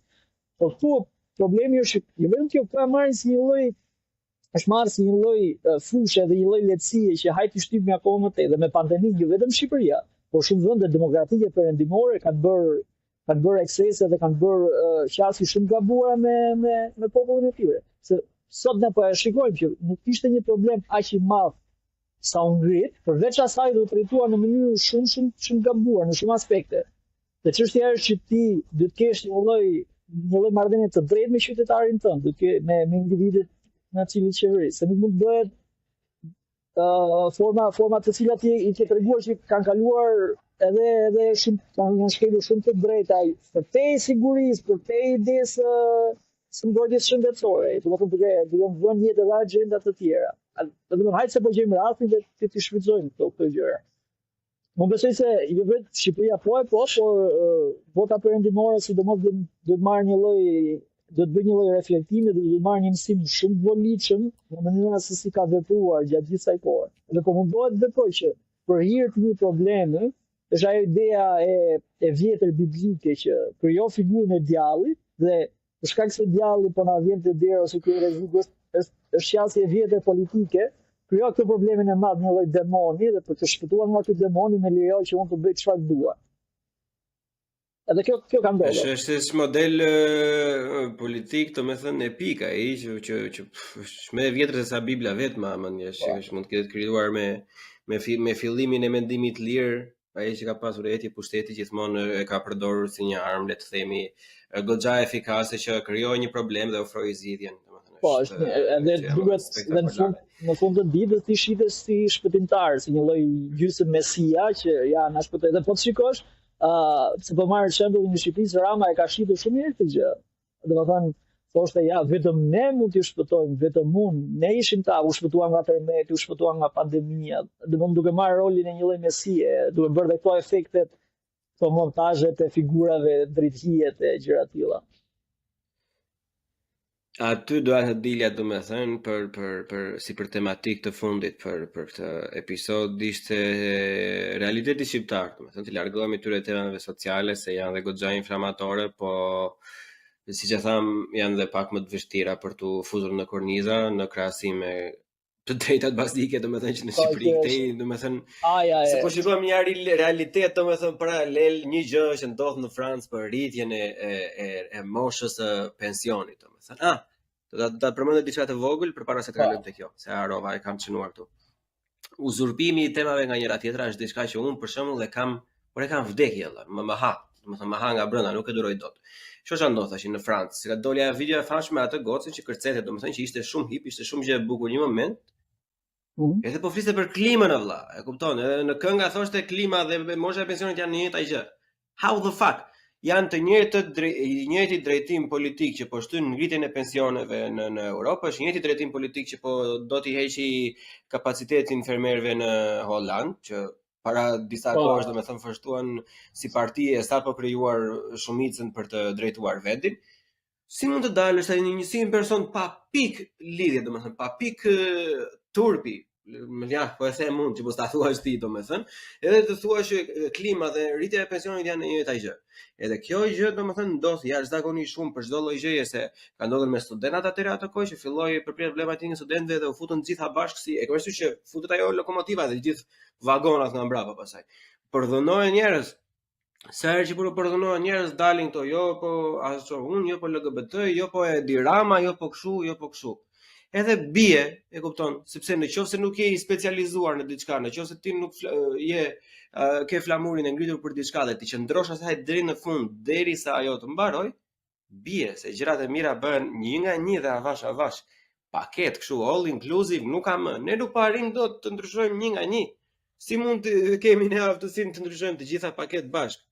Unë e kuptoj nga njëra anë që mbase mundohen të mbledhen një masë më të madhe njerëzish, le të themi se okay, kur dalin feminizëm, mund dalin LGBT, ose mund dalin studenta, mund të dalin edhe kështu alumni, domethënë njerëz që sapo kanë dalë nga shkolla. Po harrojmë që njerëzit janë më të ndryshëm, e kupton, edhe një njerëz që të pëlqen këtë protestë nuk pëlqen protestën tjetër. Ja, shiko, unë jam shumë dakord te pjesa e mbivendosjes kauzave edhe çështjeve sepse bëhet rrëmuj. Se sa të ndërlidhura janë gjërat, pastaj mund të diskutojmë nga ana teorike, nga ana praktike, etc. Po problemi është që kauza, kur ti del për një kauzë, është duhet të qëndrosh asaj kauze, se pastaj nëse ne fillojmë secili shpreh mendimin ton, kauzat tona, problemet tona, bëhet një lloj gjurëdije që nuk merret vesh, sfumohet kauza e parë dhe as kauza e dytë që ti po ngre, nuk është se do marr pikë, përkundra, i bëhet zhurmë, bëhet një lloj kakofonii që nuk e di ç'a po ndodh. Nëse ti ke dalë për pensionin, di për pensionin. Nëse do të dalësh për klimën, di për klimën një ditë tjetër, ka metoda të tjera. Mund këto lloj gjërash i quaj një lloj kështu me një lloj kalerimi të x kauze me një kauzë tjetër. Pra ti nuk do të dalësh për dhunën ndaj grave dhe pastaj thua, "Ore, një sekond, flasim edhe për mjedisin." Jo, ky nuk është edhe një leksion akademik ose një leksion universitet fillon me një temë dhe përfundon me një temë kryesisht. Pra, është vetëm podcasti i cili e ka këtë atribut që mund të flasë për çfarë do lloj teme. Pak të njerëzit. Është diçka shumë e lirë ose një lloj diskutimi, një lloj gjëje. Kjo është gjë tjetër. Por ti nuk je. Se ne mësojmë, kupton, ne bëjmë pyetje. Unë pyetje bëj zakonisht, domethënë pak gjëra ka që unë kam ide të mia që do vdes deri në fund. Unë s'kam asnjë ide që do vdisja për atë, domethënë. E kam thënë që podcastet ose hapësirat në online janë hapësira të lira ku njerëzit nuk mundohen që ti imponojmë apo të themi diçka njerëzve që se kur del në shesh normalisht ti po thua diçka, po mundohesh të krijosh diçka në publik. Kurse një podcast, shumë dhe një intervistë e vogël ose një bisedë shoqërore, një bisedë edhe në fakultet midis një rrethi të mbushur është gjë tjetër, sepse ti mundohesh, po bisedon kryesisht me personin. Por është gjë tjetër kur ti del te hapësira e madhe publike, ku realisht po flet për diçka publike, për diçka që na prek gjithëve. Dhe ti nuk mund të bësh përzierje kauzash, edhe shikon njerëz grumbull dhe thua, le ta shfrytëzojmë të rast flas për atë që mendoj. Dhe unë shikoj shpesh herë këtë gjë, edhe në protesta. Është që ka dalë dikush aty dhe pastaj fillon të tregon historinë e jetës tij, tregon problemet që atij e prekin, domethënë duhet dalin për te kësaj personale, duhet dalin për te atyre që janë thjesht mendimet tona dhe ato gjëra që dua të shpreh. Duhet kuptosh dhe vendin, dhe momentin, dhe kohën. Pra duhet të ketë një lloj racionaliteti të personit që një sekond, nuk është vendi për të folur për këtë gjë. Mund të jetë si problematik shumë shqetësuese, por nuk është momenti kur ne kemi dalë, po them, në shesh për dhunën ndaj grave, po e marr si shembull që diles vetë. Nuk mund të flasim me banorët në Berat, në Fier, në Librazh, në Kanuj. Jam shumë dakord, është një problem shumë shqetësues. Jam dakord. Thjesht mund dalësh një ditë tjetër, mund dalësh një vend tjetër. Ore plus ata banorë do dalin vetë njëre para fare, nuk mund dalësh ti marrësh vëmendjen tjetrit me që e bëri ky pa bërë asnjë lloj organizimi ti, pa u munduar fare ti, asnjë lloj momenti, të gjithë grupimin që këta kështu do ta marrësh ti ta përdorësh për vetëm të dale vëllai. Futemi tek një gjë shumë interesante që kemi tek protestuesi profesionist I cili reagon për çdo lloj gjëje, që unë jam ai që reagoj. Dhe nuk lën për shembull banorët që të reagojnë vetë, nuk lën grupet e interesit, nuk lën personat e prekur. Që njerëzit, ne duhet të them që njerëzit të cilët preken drejt për së drejtë duhet të reagojnë dhe të protestojnë vetë. Ne kemi dalë, shikon disa persona që dalin për çdo lloj proteste, janë ata që marrin të atribuimin japin vetë që unë protestoj për çdo gjë. Dhe për ujin, dhe për dritat, dhe për LGBT, dhe për të drejtat e femrave, dhe për çështje gjyqësore, dhe për çmime, dhe për këtë, dhe për atë. Pra, është një lloj protestuesi profesionist ose profesion që unë jam ai që protestoj për këtë gjëra. Ajo është dhe vrim e zezë, mos e këta protestuesit, domethënë kur dalin për gjitha gjëra, në momentin e parë që nuk do dalin për një kauzë, thonë që pse s'dole ti për atë kauzë, domethënë çfarë të pëlqen ty ajo, je kundër atyre o je kundër Beratit, je kundër Sali Berishës, je homofob, je kështu, je ashtu, e kupton është. Prandaj nuk duhet të hyhet asnjëherë asaj vrimet zezë. Do ta mësosh, duhet artikulojmë qëllimet, gjërat për cilët kemi dalë në këtë protestë. Kemi dalë për X gjë, dhe të shëtrojmë sa X gjë deri në fund. Përkundrazi, domthonjë që ta çojmë edhe bëjmë një lloj presioni edhe tek ajo gjëja që po protestojnë kundër te institucionet, te shoqëria, ta çojmë deri në fund, mos se pastaj po përzin kauzat bëhet një lloj shqetësie që se marrin vesh nga humba ajo shija e sallatës, nuk e dim cila është domati, cila është djallti, cila është kjo. Bëhet një lloj shumë, nuk e di, mua këto gjërat ç'a bën? I krijon degëzime shumë të caktuara, edhe vëmendje njerëzore. Është ti thua për çfarë dolëm sot, je jashtë. Edhe thua çfarë ndodhi sot në Tiranë, për çfarë dolëm protestojnë. Se ke parë në media, ke parë një sherr, ke parë dikush që foli për mjedisin, dikush që foli për feminizmin, dikush që foli për që s'ka burr, dikush që foli për ujin. Dhe ti kur shikon në disa media të caktuara dhe lexon lajme, nuk e krijon idenë qartë se për çfarë protestua sot, pa nuk e kuptova. Kush doli, se doli dhe çfarë u arrit. Po ti shikon kështu copzat. Prandaj ndodhin dhe ato herë të tjera që ne kemi debatuar, për shembull që unë kam pasur edhe informacion të gabuar ose kam gjykuar në mënyrë të gabuar, kam bërë kritika që nuk qëndronin për të vetmin fakt sepse thjesht informacioni im si variabël ka qenë gabim ose edhe ai shumë sa mendimi im të keq në gabim. Domethënë, edhe prandaj duhen të ndonjë gjë. Duhet ajo të fuzësh hundën atje, domethënë se siç e thua ti, kur bëhet kjo sallata e përgjithshme aty që janë 200 gjëra. Në qoftë se unë nuk e kam të drejtën të jap atë kritikën ose të jap mendimin tim, domethënë, unë nuk kam për ta marrë asnjëherë vesh që unë kisha gabim në fakt. E kupton? Edhe nuk ishte ajo e gjithë backgroundi i asaj proteste, por ishte thelbi ishte diku tjetër, por këto ishin gjëra që dolën me kohën. Sepse nëse unë marr thjesht informacionin e parë dhe me këtë eci, domethënë ajo është ideja ime. Po nëse unë ta them ti, e debatojmë, nuk thonë jo, plako që është zakonisht shumë gabim, sepse nuk ishte kjo, ja shifektoj, lexoj atë, bëj këtë, domethënë dhe del në një konkluzion.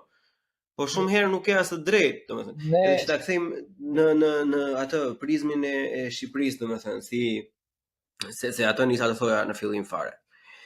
Dy gjëra, domethënë, në realitetin shqiptar. E para fare plako sa funksionon me këtë princin, me këtë Horosin, të zotin e qiejve dhe të diellit që kemi ne tash në krye, sa funksionojnë protestat me këtë, edhe e dyta, ne që nuk marrim dot pjesë fizikisht, çfarë do bëjmë valla? Kupton se unë e vëre edhe e ndjej edhe si presion, domethënë si direkt si indirekt nga persona që ti ja ndella, ti e ke Terezia ç'e duhet ty. Po e shpërndave ti protestën, po e shpërndani protestën se zete veti se nuk i keti njerëzit në punë. Çfarë të bëjmë ne valla? Kupton se duket sikur çfarë do lloj gjëje që ne bëjmë, negative del në fund. Është si ajo rrofenja e vjetër me të birin dhe t'jatin me gomarin, që njëri i hipit, ata i zbriti, se cili thoshte atë mendimin e vet.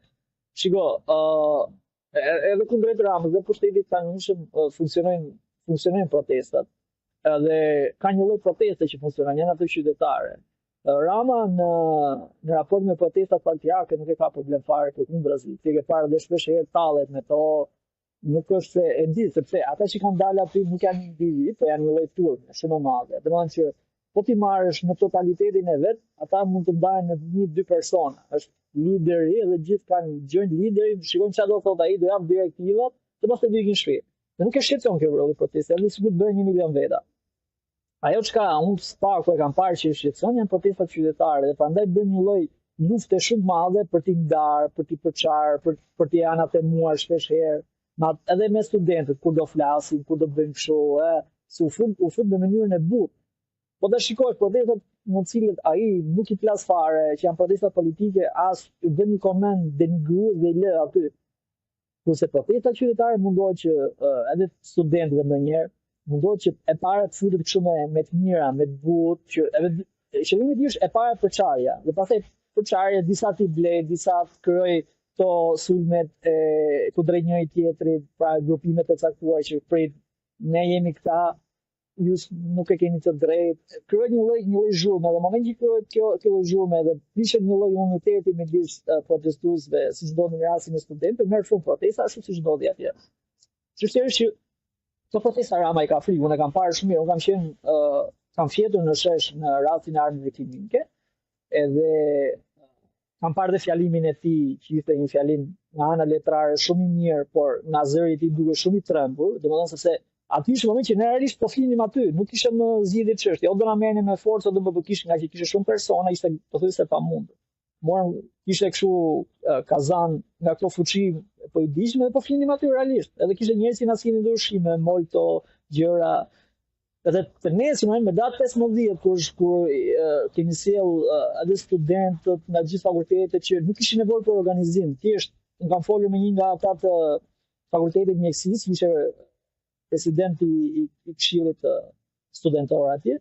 Dhe nuk se kishe nevojë, ata thonin na do shkojmë, si do, edhe thjesht për drejtimin e kanë ardhur me mira njerëz.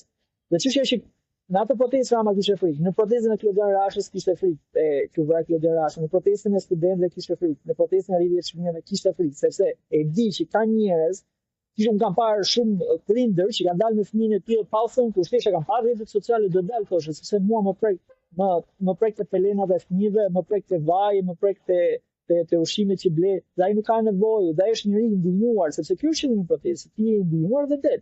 Dhe në këto momente kur shikon një masë të tilla, ai mundohet që me disa format, me propagandën, me media, ne ose janë pak njerëz, jo i kanë nxjerr Saliu, jo i kanë nxjerr ky, i kanë nxjerr ai. Sepse nuk kur dalin njerëzit e Saliu, ose njerëzit e medias nuk thotë i kanë nxjerr Saliu gami. Dhe di që është protestë tallet dhe kaq.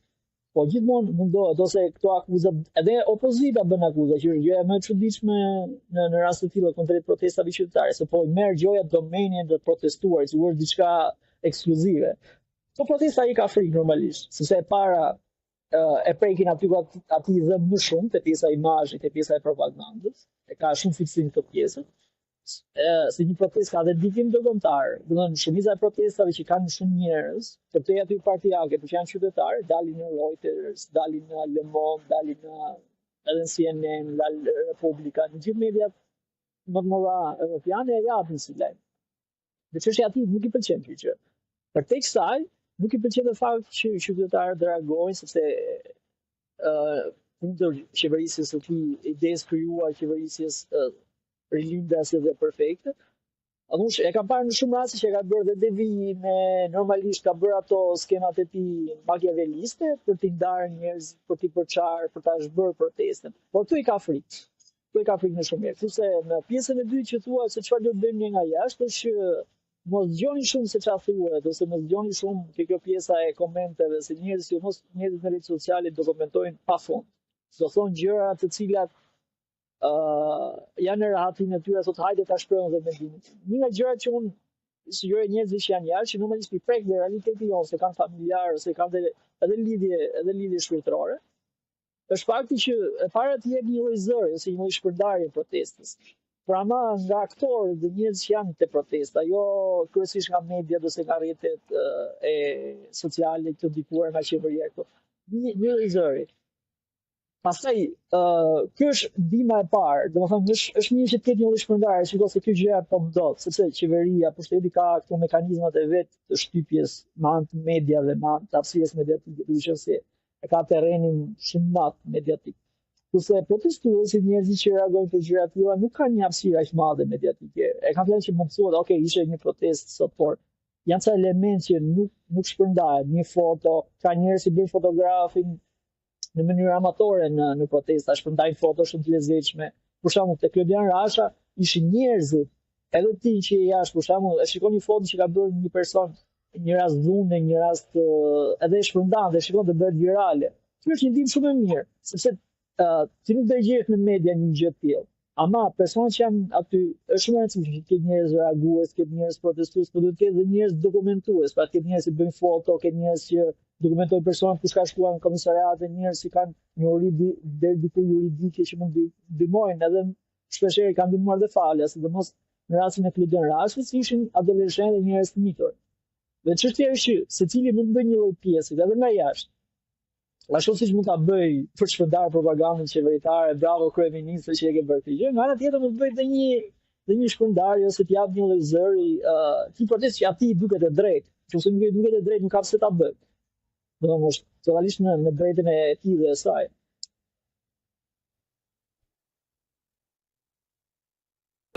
Ma japësh edhe një mendim për sa I përket uzurpimit të hapësirës publike nga Kokoshi? Se kemi edhe për momentin është podcasti më I ndjekur në Shqipëri, e kupton, me një episod. Po, kjo është interesante, duke qenë se punoj në vetë media, është shumë interesante si gjë sepse Rama ka një lloj tendence shumë autokratike te ky aspekt. Ai mendon, unë mund ta them vetë kështu, ka edhe një lloj tendence hitleriane që për të bërë një lloj qasje që unë ato gjëra që I bëj unë janë më të mira. Jo vetëm që janë më të mira, por njerëzit e tjerë nuk dinë. Po të shikosh edhe në ideologjinë e tij, Lëbonja ka bërë një shkrim shumë mirë para ca kohësh te Panorama. Duhet se ka mbi shoqëritë malinje ku merr edhe në trajtesë këtë Ramën dhe aspektin e tij psikologjik. Dhe bën një zbërthim shumë mirë, duke qenë se e ka pasur edhe mik dikur dhe ka punuar me të. Çfarë që ai mendon që gjitha gjërat I bën më së miri, qeverisjen e bën më së miri dhe jo vetëm që e bën më së miri, por kritikat janë gjëra të gabuar, nuk duhen bërë, duhen shuar. A ka shkuar deri në atë lloj ekstremi, domethënë që para merr profesionin dhe ne gazetarëve që thonë që domethënë është absurde të shikosh një kryeministër të çfarë do vendi normal perëndimor që në punë të kryeministrisë, në punët të cilët është zgjedhur aty kur është zgjedhur, do merret me podcaste, po tjetër çfarë, do merret me shëndisje, me pundore, nuk e di, domethënë është një person kur thot Platoni 2500 vjet më përpara që personi kur zgjidhet I humb lirit në një farë forme, ato lirit dhe ato hedonizmat e vet personal në raport me gjërat që do të bëj. Kushtohet kryesisht detyrës, është një lloj I sakrifikuar. Pra e zhduk ose e minimizon sado personalitetin e tij, dëshirat e personalitetit të tij, sepse ti nuk mund të jesh kryeminist dhe fillosh të plotësosh dëshirat e tua tani. Sepse detyra e kryeministrit ka një funksion të caktuar. Unë duhet shumë e çuditshme që aq ka kaluar në ekstrem që mendon që jo vetëm gazetari janë kazan, jo vetëm media nuk bën, por do ta bëjnë detyrën e gazetarisë. Po mirë, bëj gazetarin, bëj gjyqësorin, bëj ekzekutivin, bëj parlamentarin. Do të thënë, tani vetëm ka ngel me në lajën, se nuk vim të lajmene të mirë, nuk vim lajën të ama shumë se diun ti. Do të thënë, aq ekstreme ka kaluar, mua më duket shumë e çmendur si gjë. Dhe duhet parë të gjithë mënyra e qeverisë, se po të shikosh, ai thotë unë jam arkitekt, dizenjon se si duhet të jetë Tirana. Vë kërpulla, vë art, dhe jo vetëm shi vë, po thotë janë shumë bukur dhe nuk i gjykoni siç duhet. Kjo është art, kjo është kështu. Dhe instalacione, bën libra, bën gjëra, dhe duhet që një lloj imponimi që pranojnë i artën tim me hir ose me pa hir. Duhet bëjë tek ministria, nuk e di, ka dhënë 4 milionë euro, një gjë që i ka lindur ideja e tij. Deri tani tek ideja e podcastit që do të thënë, po zë një hapësirë publike që kryesisht duhet të kenë gazetarët ose njerëzit që janë marrë me publicistik, ose edhe njerëzit të cilët kanë një lloj dëshire që duan të bëjnë një, po që kanë kohë të lirë vëlla, që janë njerëz që nuk janë as kryeministra, as ministra, se vaj me detin, nëse ministrat dhe kryeministrat të fillojnë bëjnë zënë të hapësirat që paktën duhet të zënë deri në far pikë ne, ta lëm gjitha profesionet dhe gjën kryeministrin. Për mua më duket një gjë shumë absurde dhe që tregon gjithë mundësinë se si ai qeverisë dhe gjithë mundësinë se si ai e koncepton popullin e vet, se si koncepton ata që së paku duhet ishin kritikuesi, që duhet ishin pala tjetër në raport me të. Ai jo vetëm që nuk do që ata të ekzistojnë, por do që këtë pozicion ta ketë gjithë vetë. Dhe atëherë le të themi në sistemin e kaluar mundis, ku televizioni ishte shtetëror e diktonte partia, ku çdo gjë diktonte partia dhe ti vetëm ishe një punëtor i mirë i cili përsëritse bëje përsëritjen e veprave që si do të thotë se fare mirë kjo gjë po ndodh edhe me Po shife, Andi, është problematika më kryesore është sepse ai këtë modele ka nisur që kur nisi me ato me dalje në Facebook, me dalje në Twitter, domethënë unë në Ohata e vërtetoi me kur do hapi atë RTV që tha jeni gjithë kazane, unë lajme do jap vet. Edhe i vulën fare tash me podcastet, domethënë etj. Pavarësisht se hajde lë për të diskutuar tash janë shifrat vërteta apo janë buste që vijnë nga administrata me detyrime shpërndarje. Kjo është tjetër. Shihen e lëj. Po shihen e lëj në publik, e kupton? Se bën me administrat me detyrim, pa detyrim, numri është atje, e kupton? Një person që nuk di se për çfarë bëhet fjalë shef atë. Është shumë e vërtetë, ai dominon hapësirën mediatike në Shqipëri. Do të thonë bëhet live, kjo është edhe ndjekje. Ne kemi një grup privat për sa i përket podcasteve që diskutojmë tematika, diskutojmë këto gjëra për pjesën anën teknike, anën e këtu, edhe ishte ajo java ishte podcasti numër 1, domethënë të futesh në USA, domethënë Albanian podcast dilte numri 1. Atë vendin ta zinte ai, e kupton? Është absurditeti komplet. Është krijuar pa që kryeministri i Shqipërisë, po të shikoj ti bota perëndimore dhe daljet e kryeministrave, liderave të mëdhenj shtetor nuk janë kaq shpeshta. Do të thonë edhe gjatë pandemisë që mbajnë mend dhe Merkel që dilte shumë rrallë. Ose edhe personat, ky dilte 3-4 herë në orë në Facebook. Do të thënë ishin frikë njerëzit edhe te telefoni, si laj duart, laj këtë, laj atë. Nuk është çmenduri, por është absurd dhe realisht që ti të marrësh një pozicion që realisht nuk të takon fare. Domethënë, unë jam shumë dakord, kur t'jap dorëheqjen Rama dhe ti një person i viu, ka asnjë problem, unë bëj podcast sa duhet dhe nuk e kam inat as pak, do të thonë bilet do ndjek me kënaqësi, ta shohim çfarë thot. Por ama ti nuk jesh, do të njohë se unë te puna ime të lë punën dhe të filloj një hobi që kam unë sepse kam dëshirë ta bëj dhe dua që të hapësirë mediatike ta zë unë, mos ta zën gazetarët se më kritikojnë. Me shikoj, mund ta shohim dhe nga një prizm shumë abstrakt, domethënë dhe delusional, mund të themi që okay, është gjeni dhe ja arrin ta bëj. Ai nuk përcjell as atë që donte të përcjell, se tha flasim, ajo është gjatë gjithë kohës me nder muhabetit, më falin për gjuhën, po lëpirje bythe nga fillimi deri në fund. Edhe normalisht është ajo që thamë çfarë, e kemi thënë dje, më saktë në hapësirë publike në Twitter që e mban popullin aq sa më i varfër të jetë, aq më lirë blihet. Edhe të gjitha ata personat aty e fatkeqësisht për disa nga ata unë i njoh deri në një far pikë dhe kam pasur një respekt aq të madh dhe i kam shumëzuar me 0, do thuash ti që who cares, domethënë se i shumëzove ti me 0, ai e tipi njësoj dhe vazhdoi jetën. E drejtë është ajo. Po ideja është që janë është shumë e vështirë të shifje se si më duhet ta përmend Luiza Gega 2 vite më përpara ka bërë xhiron e çdo lloj Aldo Morning Show të janë këto të gjitha radiot e mundshme, të gjitha emisionet e mundshme. Ne stërvitemi në Balt, nuk kemi kushte, i çojmë fëmijët këtu, i çojmë fëmijët atje, do ikim në Kenya të bëjmë stërvitin atje, kupton, në Kenya ishte, domethënë do ikim i bëjmë stërvitin atje se i kanë kushtet më të mira. Fast forward 2-3 vite më vonë, 4 vite më vonë, thua unë nuk e kuptoj pse këta ikin edhe nuk rinë që të bëjmë një diçka të bukur këtu bashkë. Amin. Shiko, këtu më ke dalë një temë shumë interesante se këtu ka një lloj është një kështu honi i madh për diskutuar. Çështja e parë është që Rama është nga këto duhet të njohur një meritë shumë e fortë është që ai është shumë i zotit për të dhënë dhe për të kapur njerëz të caktuar për na vënë kundër njëri tjetrit. Është strategji shumë e mirë. Domethënë që e vë si një lloj thesi boksi Luiza Gegën ose artistë të tjerë, edhe domethënë atletë dhe artistë, edhe thotë që shiko, si çan ndodh.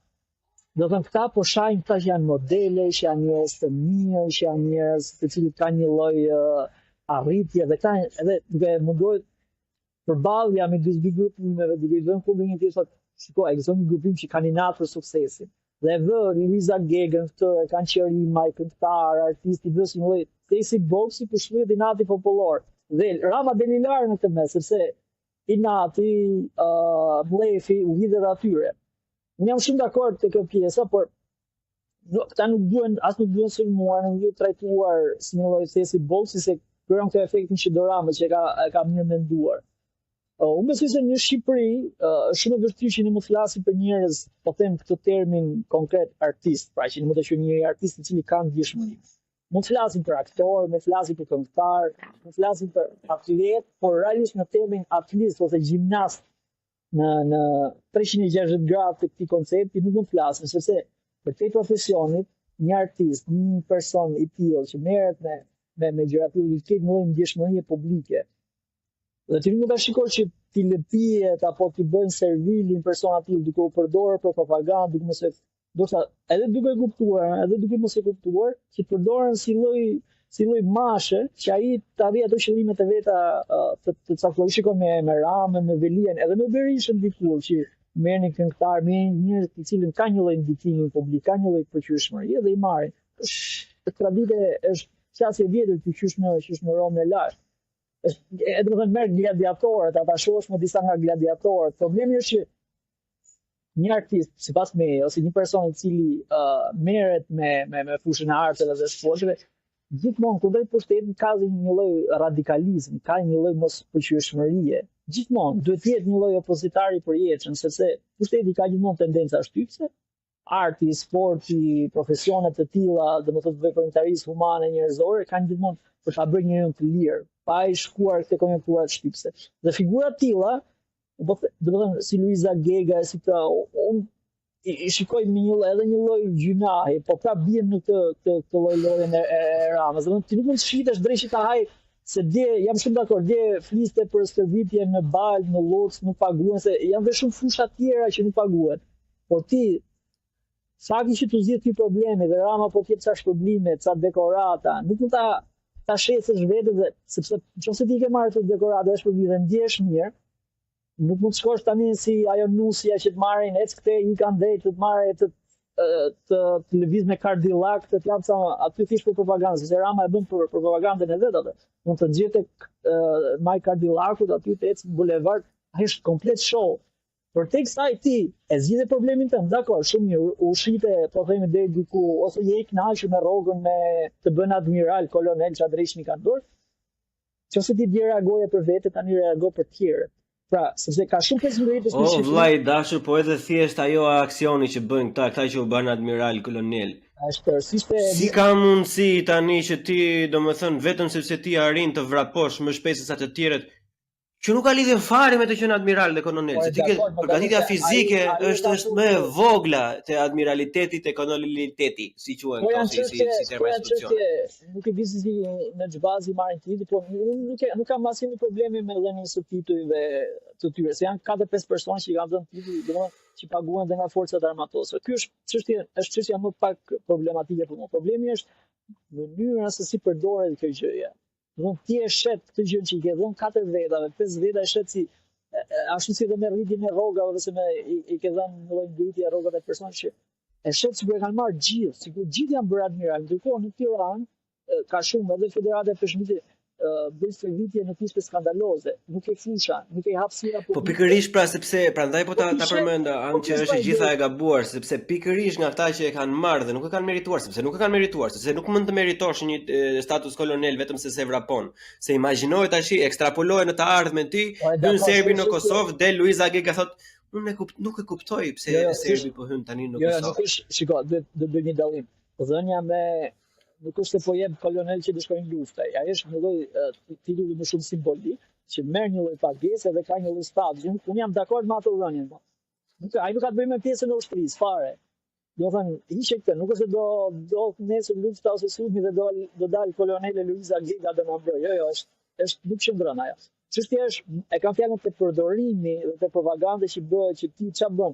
E merr diçka dhe e fryn aq shumë, duket se ti ke reformuar gjithë sportin shqiptar, gjithë peshngritjen, gjithë. Po ç'a bën? Ai merr individ saktuar dhe e shet për qasje propagandistike. Se ideja është që ti ke shumë peshngritje, shumë sportistë ikin jashtë, mos e s'ka kushte këtu. Stërvitjen e lagashti. Po fakti që ti ke dhënë Luiza Gegës këtë gjëra, e ke shitur sigur peshngritja është në rregull tash. Sportet e tjera në rregull. Tu njerëzit nuk kanë këtë stërvitjen më, nuk ka fusha. Nuk ka kushte, nuk ka rroga. Do të thonë, para se edhe se bëjnë stadiumet edhe stadiumet lokale, të shikoj stadiumet nëpër qytete rrethe, bëjnë dush me ujë ftohtë, se s'ka ujë ngrohtë, nuk kanë ku të zhvishin, nuk kanë ku të lahen, nuk kanë dieta, nuk kanë gjëra të tilla. Por ama, fakti që ti e ke dhënë te Facebooku jot, dhe Luiza Gega, jo ka hedhur hijen si personave. Se Luiza dhe persona të tjerë, këto nuk duhet pranojnë, pra që të përdoren për propagandë. Më vjen keq, por shteti shqiptar, Ministria e Arsimit, edhe e kulturës dhe edhe Ministria e Sporteve ka për detyrë të përkujdeset për sportistët e saj elitar. E ka për detyrë të përkujdeset edhe për sportistët e saj mesatar. Por çfarë do të gjë? Jo merr 3-4 figura ti promovoj, pompoj për një propagandës, lëvizje me kabillak, po gjithë vrapuesit e tjerë të Shqipërisë, po gjithë peshngritësit e tjerë të Shqipërisë për të kanë qenë një majve. Çfarë bëj? Çfarë ndodh? Ku janë rrogat? Ku janë dieta? Ku janë gjërat e tjera? Edhe pastaj thotë pse shkojnë dhe ashtu konkurrojnë me shtete të tjera. Normalisht sepse nuk kanë gjetur kushte të tilla. Pastaj të futemi te plaga që unë kam plagë personale te pjesa e çështjes kulturës dhe artistëve të cilët na bën si dekor për rreth Veliajt dhe Edi Ramës, kjo është gjëja më e shpirtër. Do të thotë, ti mund ta quash veten artist, edhe të shkosh të bësh dekor dhe bësh kështu boj muri te takimet e tyre elektorale ose takimet e propagandës tyre, kjo është e shpifur. Do të thënë, më del mua, po nuk e kam problem të përmend emra, më del mua Eli Fara, më thotë mua Tirana është bërë qytet më mirë se Milano, qytet evropian më mirë se Milano, Parisi e këto e ka bërë kryetari i bashkisë, dhe nuk është i pse sepse duhet një hund lesh për këto. Për këto duhet një hund lesh dhe dali fikse thoj zonja Eli Fara e nderuar e respektuar, janë fan si joti zjarrt, këndon jashtëzakonisht shumë bukur, je kontribut shumë i madh për shoqërinë shqiptare. Çfarë mutin di për politikën? Se duhet të dalë dikush ja thoj këtë. Shiko, për tek saj se kjo gjithmonë më krijon një lloj efekti negativ, unë mendoj që duhet dalë shembull pozitiv, të cilët i qëndrojnë kësaj përballje dhe nuk shiten. Unë po përmend dy emra, për shembull, që e kam pasur rastin edhe ti shikoj kështu. Te teatri Ndjeri Max Velo ka mbajtur një qëndrim shumë pozitiv. Ka qenë ndër të vretmit, ka qenë shoku i Ramës, ka qenë po ka mbajtur qëndrime të kundërta me e ka thënë që është një batëdi urbanistika ai që duan të bëjnë. Vdiqja i shkrepi, edhe shkon ky atë të cilin unë e cilësoj si një lloj vëmje, siç janë Erion Veliaj, dhe i vu rrugën a një shkolle emrin e tij, ku ndërkohë ai gjithkohës e ka pas kundërshtuar, po thjesht për të marrë nga kapitali dhe për të marrë nga figura e tij, domethënë për ta blerë edhe për të vdekjes. I dyti është një shkrimtar edhe përkthyes Rudi Erbara, e kanë ftuar edhe në kryeministri, edhe në për cilin kam shumë respekt, e kanë ftuar edhe për përkthimin e tij që ka dalë përkthimi më i mirë, ka marrë një çmim në Evropë me këtë Moby Dickun. Edhe në rastin e teatrit, domethënë është një person që ka refuzuar të shkojë ke këto takime, është ndër të paktit që unë e di realisht personalisht që ka shkuar, e ka ftuar disa herë për të bërë pjesë, ka thënë ai, bile sa ka bërë një betim, nuk shkelte Art Urbina tek ai teatri i vjetër, që është pas shemjes të teatrit kombëtar.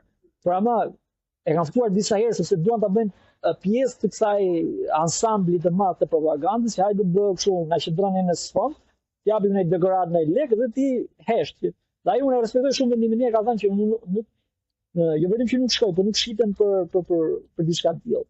Sepse njeriu që ka një lloj ndjeshmërie artistike, ka një lloj ndjeshmërie ideologjike, filozofike, do të qëndroj parimeve të veta deri diku, edhe duke i dalë kundër interesave të tij personale dhe monetare.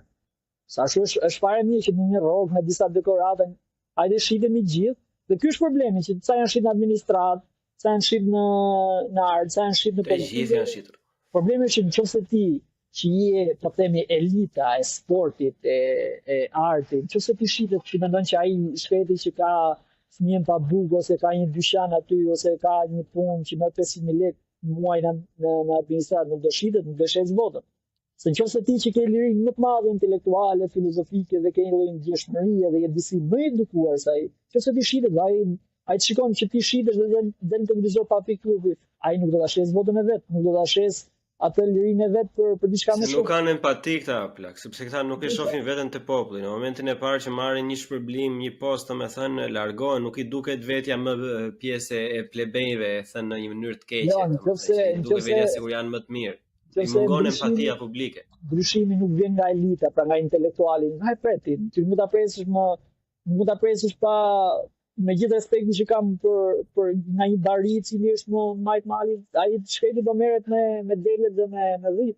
Nuk do vi ai të. Po s'ka kohë të merret me atë punë edhe po doj. Është gjithmonë po pra, është gjithmonë një lloj lisie, po them, me pa folur gjithmonë janë elitat ato që edhe heqin përpara shoqërisë. Janë ata që kanë një lloj mendimi, disi më të edukuar, disi kuptojnë diçka më shumë, që kanë liri përtej hallit të ngrënjes, halleve të përditshmërisë, që mund bëjnë edhe një veprimtari përtej kësaj gjëje. Dhe ta njerë, nëse këta shiten, normalisht ty të shitur koka, të shitur ajo pjesa e trupit e shoqërisë që mendon. Në momentin që kjo pjesë shitur, nuk vjen shumë keq, po nuk do të se pjesët e tjera të trupit do bëjnë revolucion. Është shumë e trisht, sepse ajo koka është gjithmonë ose e ikur ose e shitur.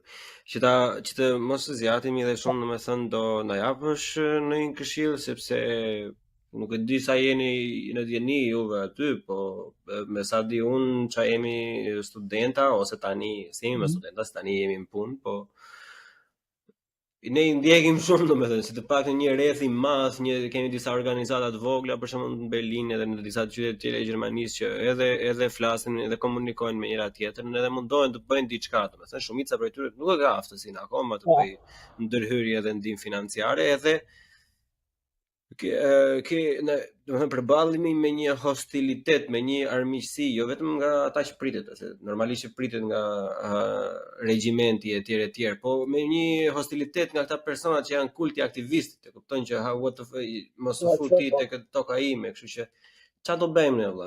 Me pikpamjen tënde, domethënë çfarë mund të bëjmë ne? Jo, unë në këtë rast nuk mund të jap këshilla konkrete, domethënë se çfarë duhet bëjnë njerëzit, jo këshilla konkrete, unë po them si e mendon ti, si e percepton. Do të them që është shumë e madhe për ta dhënë mend, por në aspekti personal e parë që do të përmendesh është e trisht.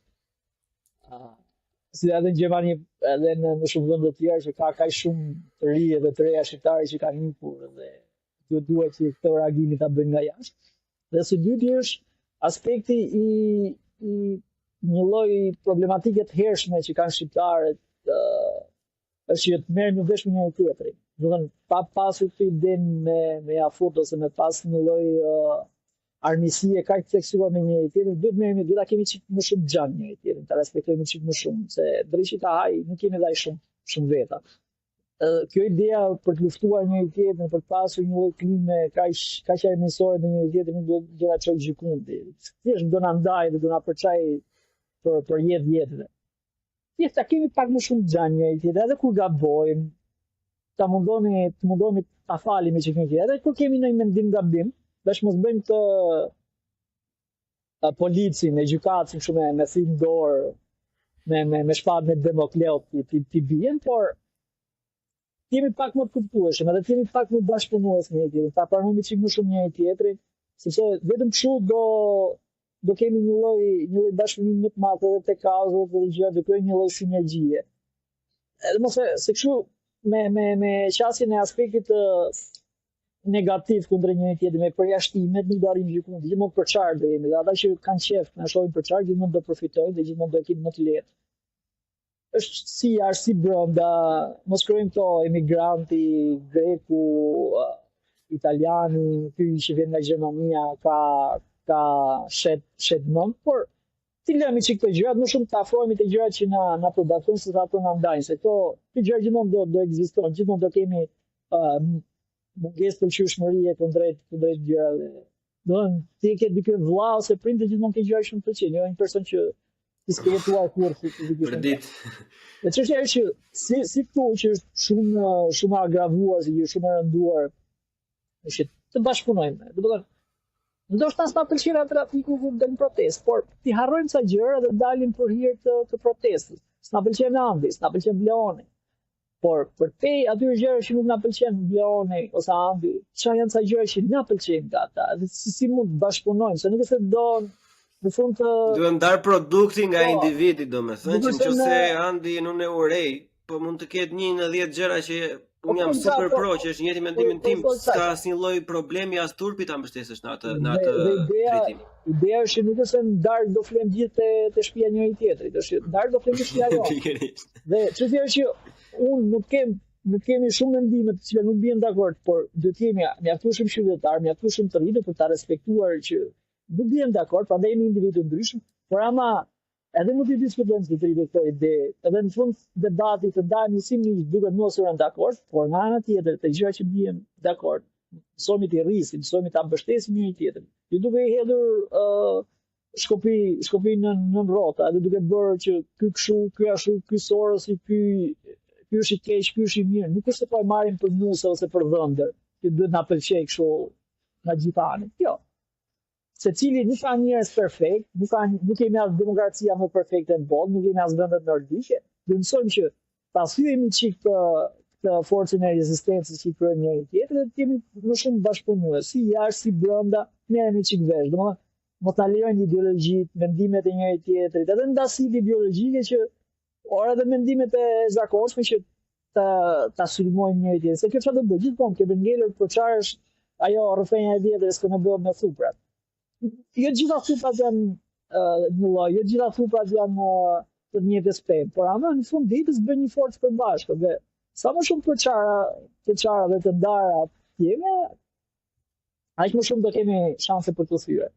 Po do ta mësojmë bashkëpunimin, jo që duket edhe në politikë, duket edhe në art. Ti shikon teknika midis artistëve me njëri tjetrin për role, për gjëra, për këngë, për të bëjë një lloj sherrnaje shumë i madhe. Ne dim shumë mirë të bëjmë sherr, por ne nuk dim të bëjmë debat. Duhet ta dallojmë, të shpërshërë jemi më të mirë, se ne ngatrojmë atë faktin se si bëjmë sherr me debatin. Debati duhet të jetë shumë i qetë, dhe mund gjejmë pika, jam i sigurt që mund gjejmë pika të përbashkëta dhe mund ta ndihmojmë njëri tjetrin shumë mirë, në çfarëdo lloj aspekti. Se nuk kemi aq shumë dreqi të haj për të krijuar kaq shumë pole, për të qenë një shoqëri kaq. Domethënë nuk kemi shëbaja. Ajo gjenetika jonë është, mund të jemi pellaz, mund të jemi e lirë, mund të jemi e pik, ore mund të jemi ku dëgjon nga Nibiru, mund të jemi ne, por që nëse nuk e përkthejmë këtë në vërtet në ndihmë me njëri tjetrin të qenit në unitet edhe në kështu, jemi akoma 2 shqiptar 3 parti plak, e kupton kështu. Po, jo 3 parti, 60 parti, secili mendon atë qasin e vet përveç partive të mëdha. Ideja është ka më shumë parti shqiptare se sa genders tashin. Ai kupton që në këto zgjedhje kandidojnë diku te 23.000 antar Këshilli Bashkiak. Domethënë që gjithë populli është hedhur në politikë. Çështja është që dënsojmë çik të bashkëndojmë me njëri, se ne jemi popull homogjen, nuk është se kemi të ardhur tani po na vinë nga Irani, nga Bangladeshi, nga India. Diskutim tjetër, por ne jemi popull homogjen, jemi gjithë shqiptarë, nuk është se jemi si Shëbaja, për shembull që kemi hispanik, njerëz me ngjyrë, kemi nga Evropa, kemi nga Shëbaja, çdo lloj gjëje dhe jemi kultura të ndryshme. Para shumë është e mira dhe e keqja jonë, që duhet të fillojmë të merremi çik vesh me njëri tjetrin, se për ndryshe nuk kemi gjë në bijë. Fjala jote në vesh të Zotit, Unë të falenderoj shumë Plako, Unë falenderoj shumë që të do shifemi dhe do të dëgjohemi për temat e tjera. Falenderoj. Mirupafshim.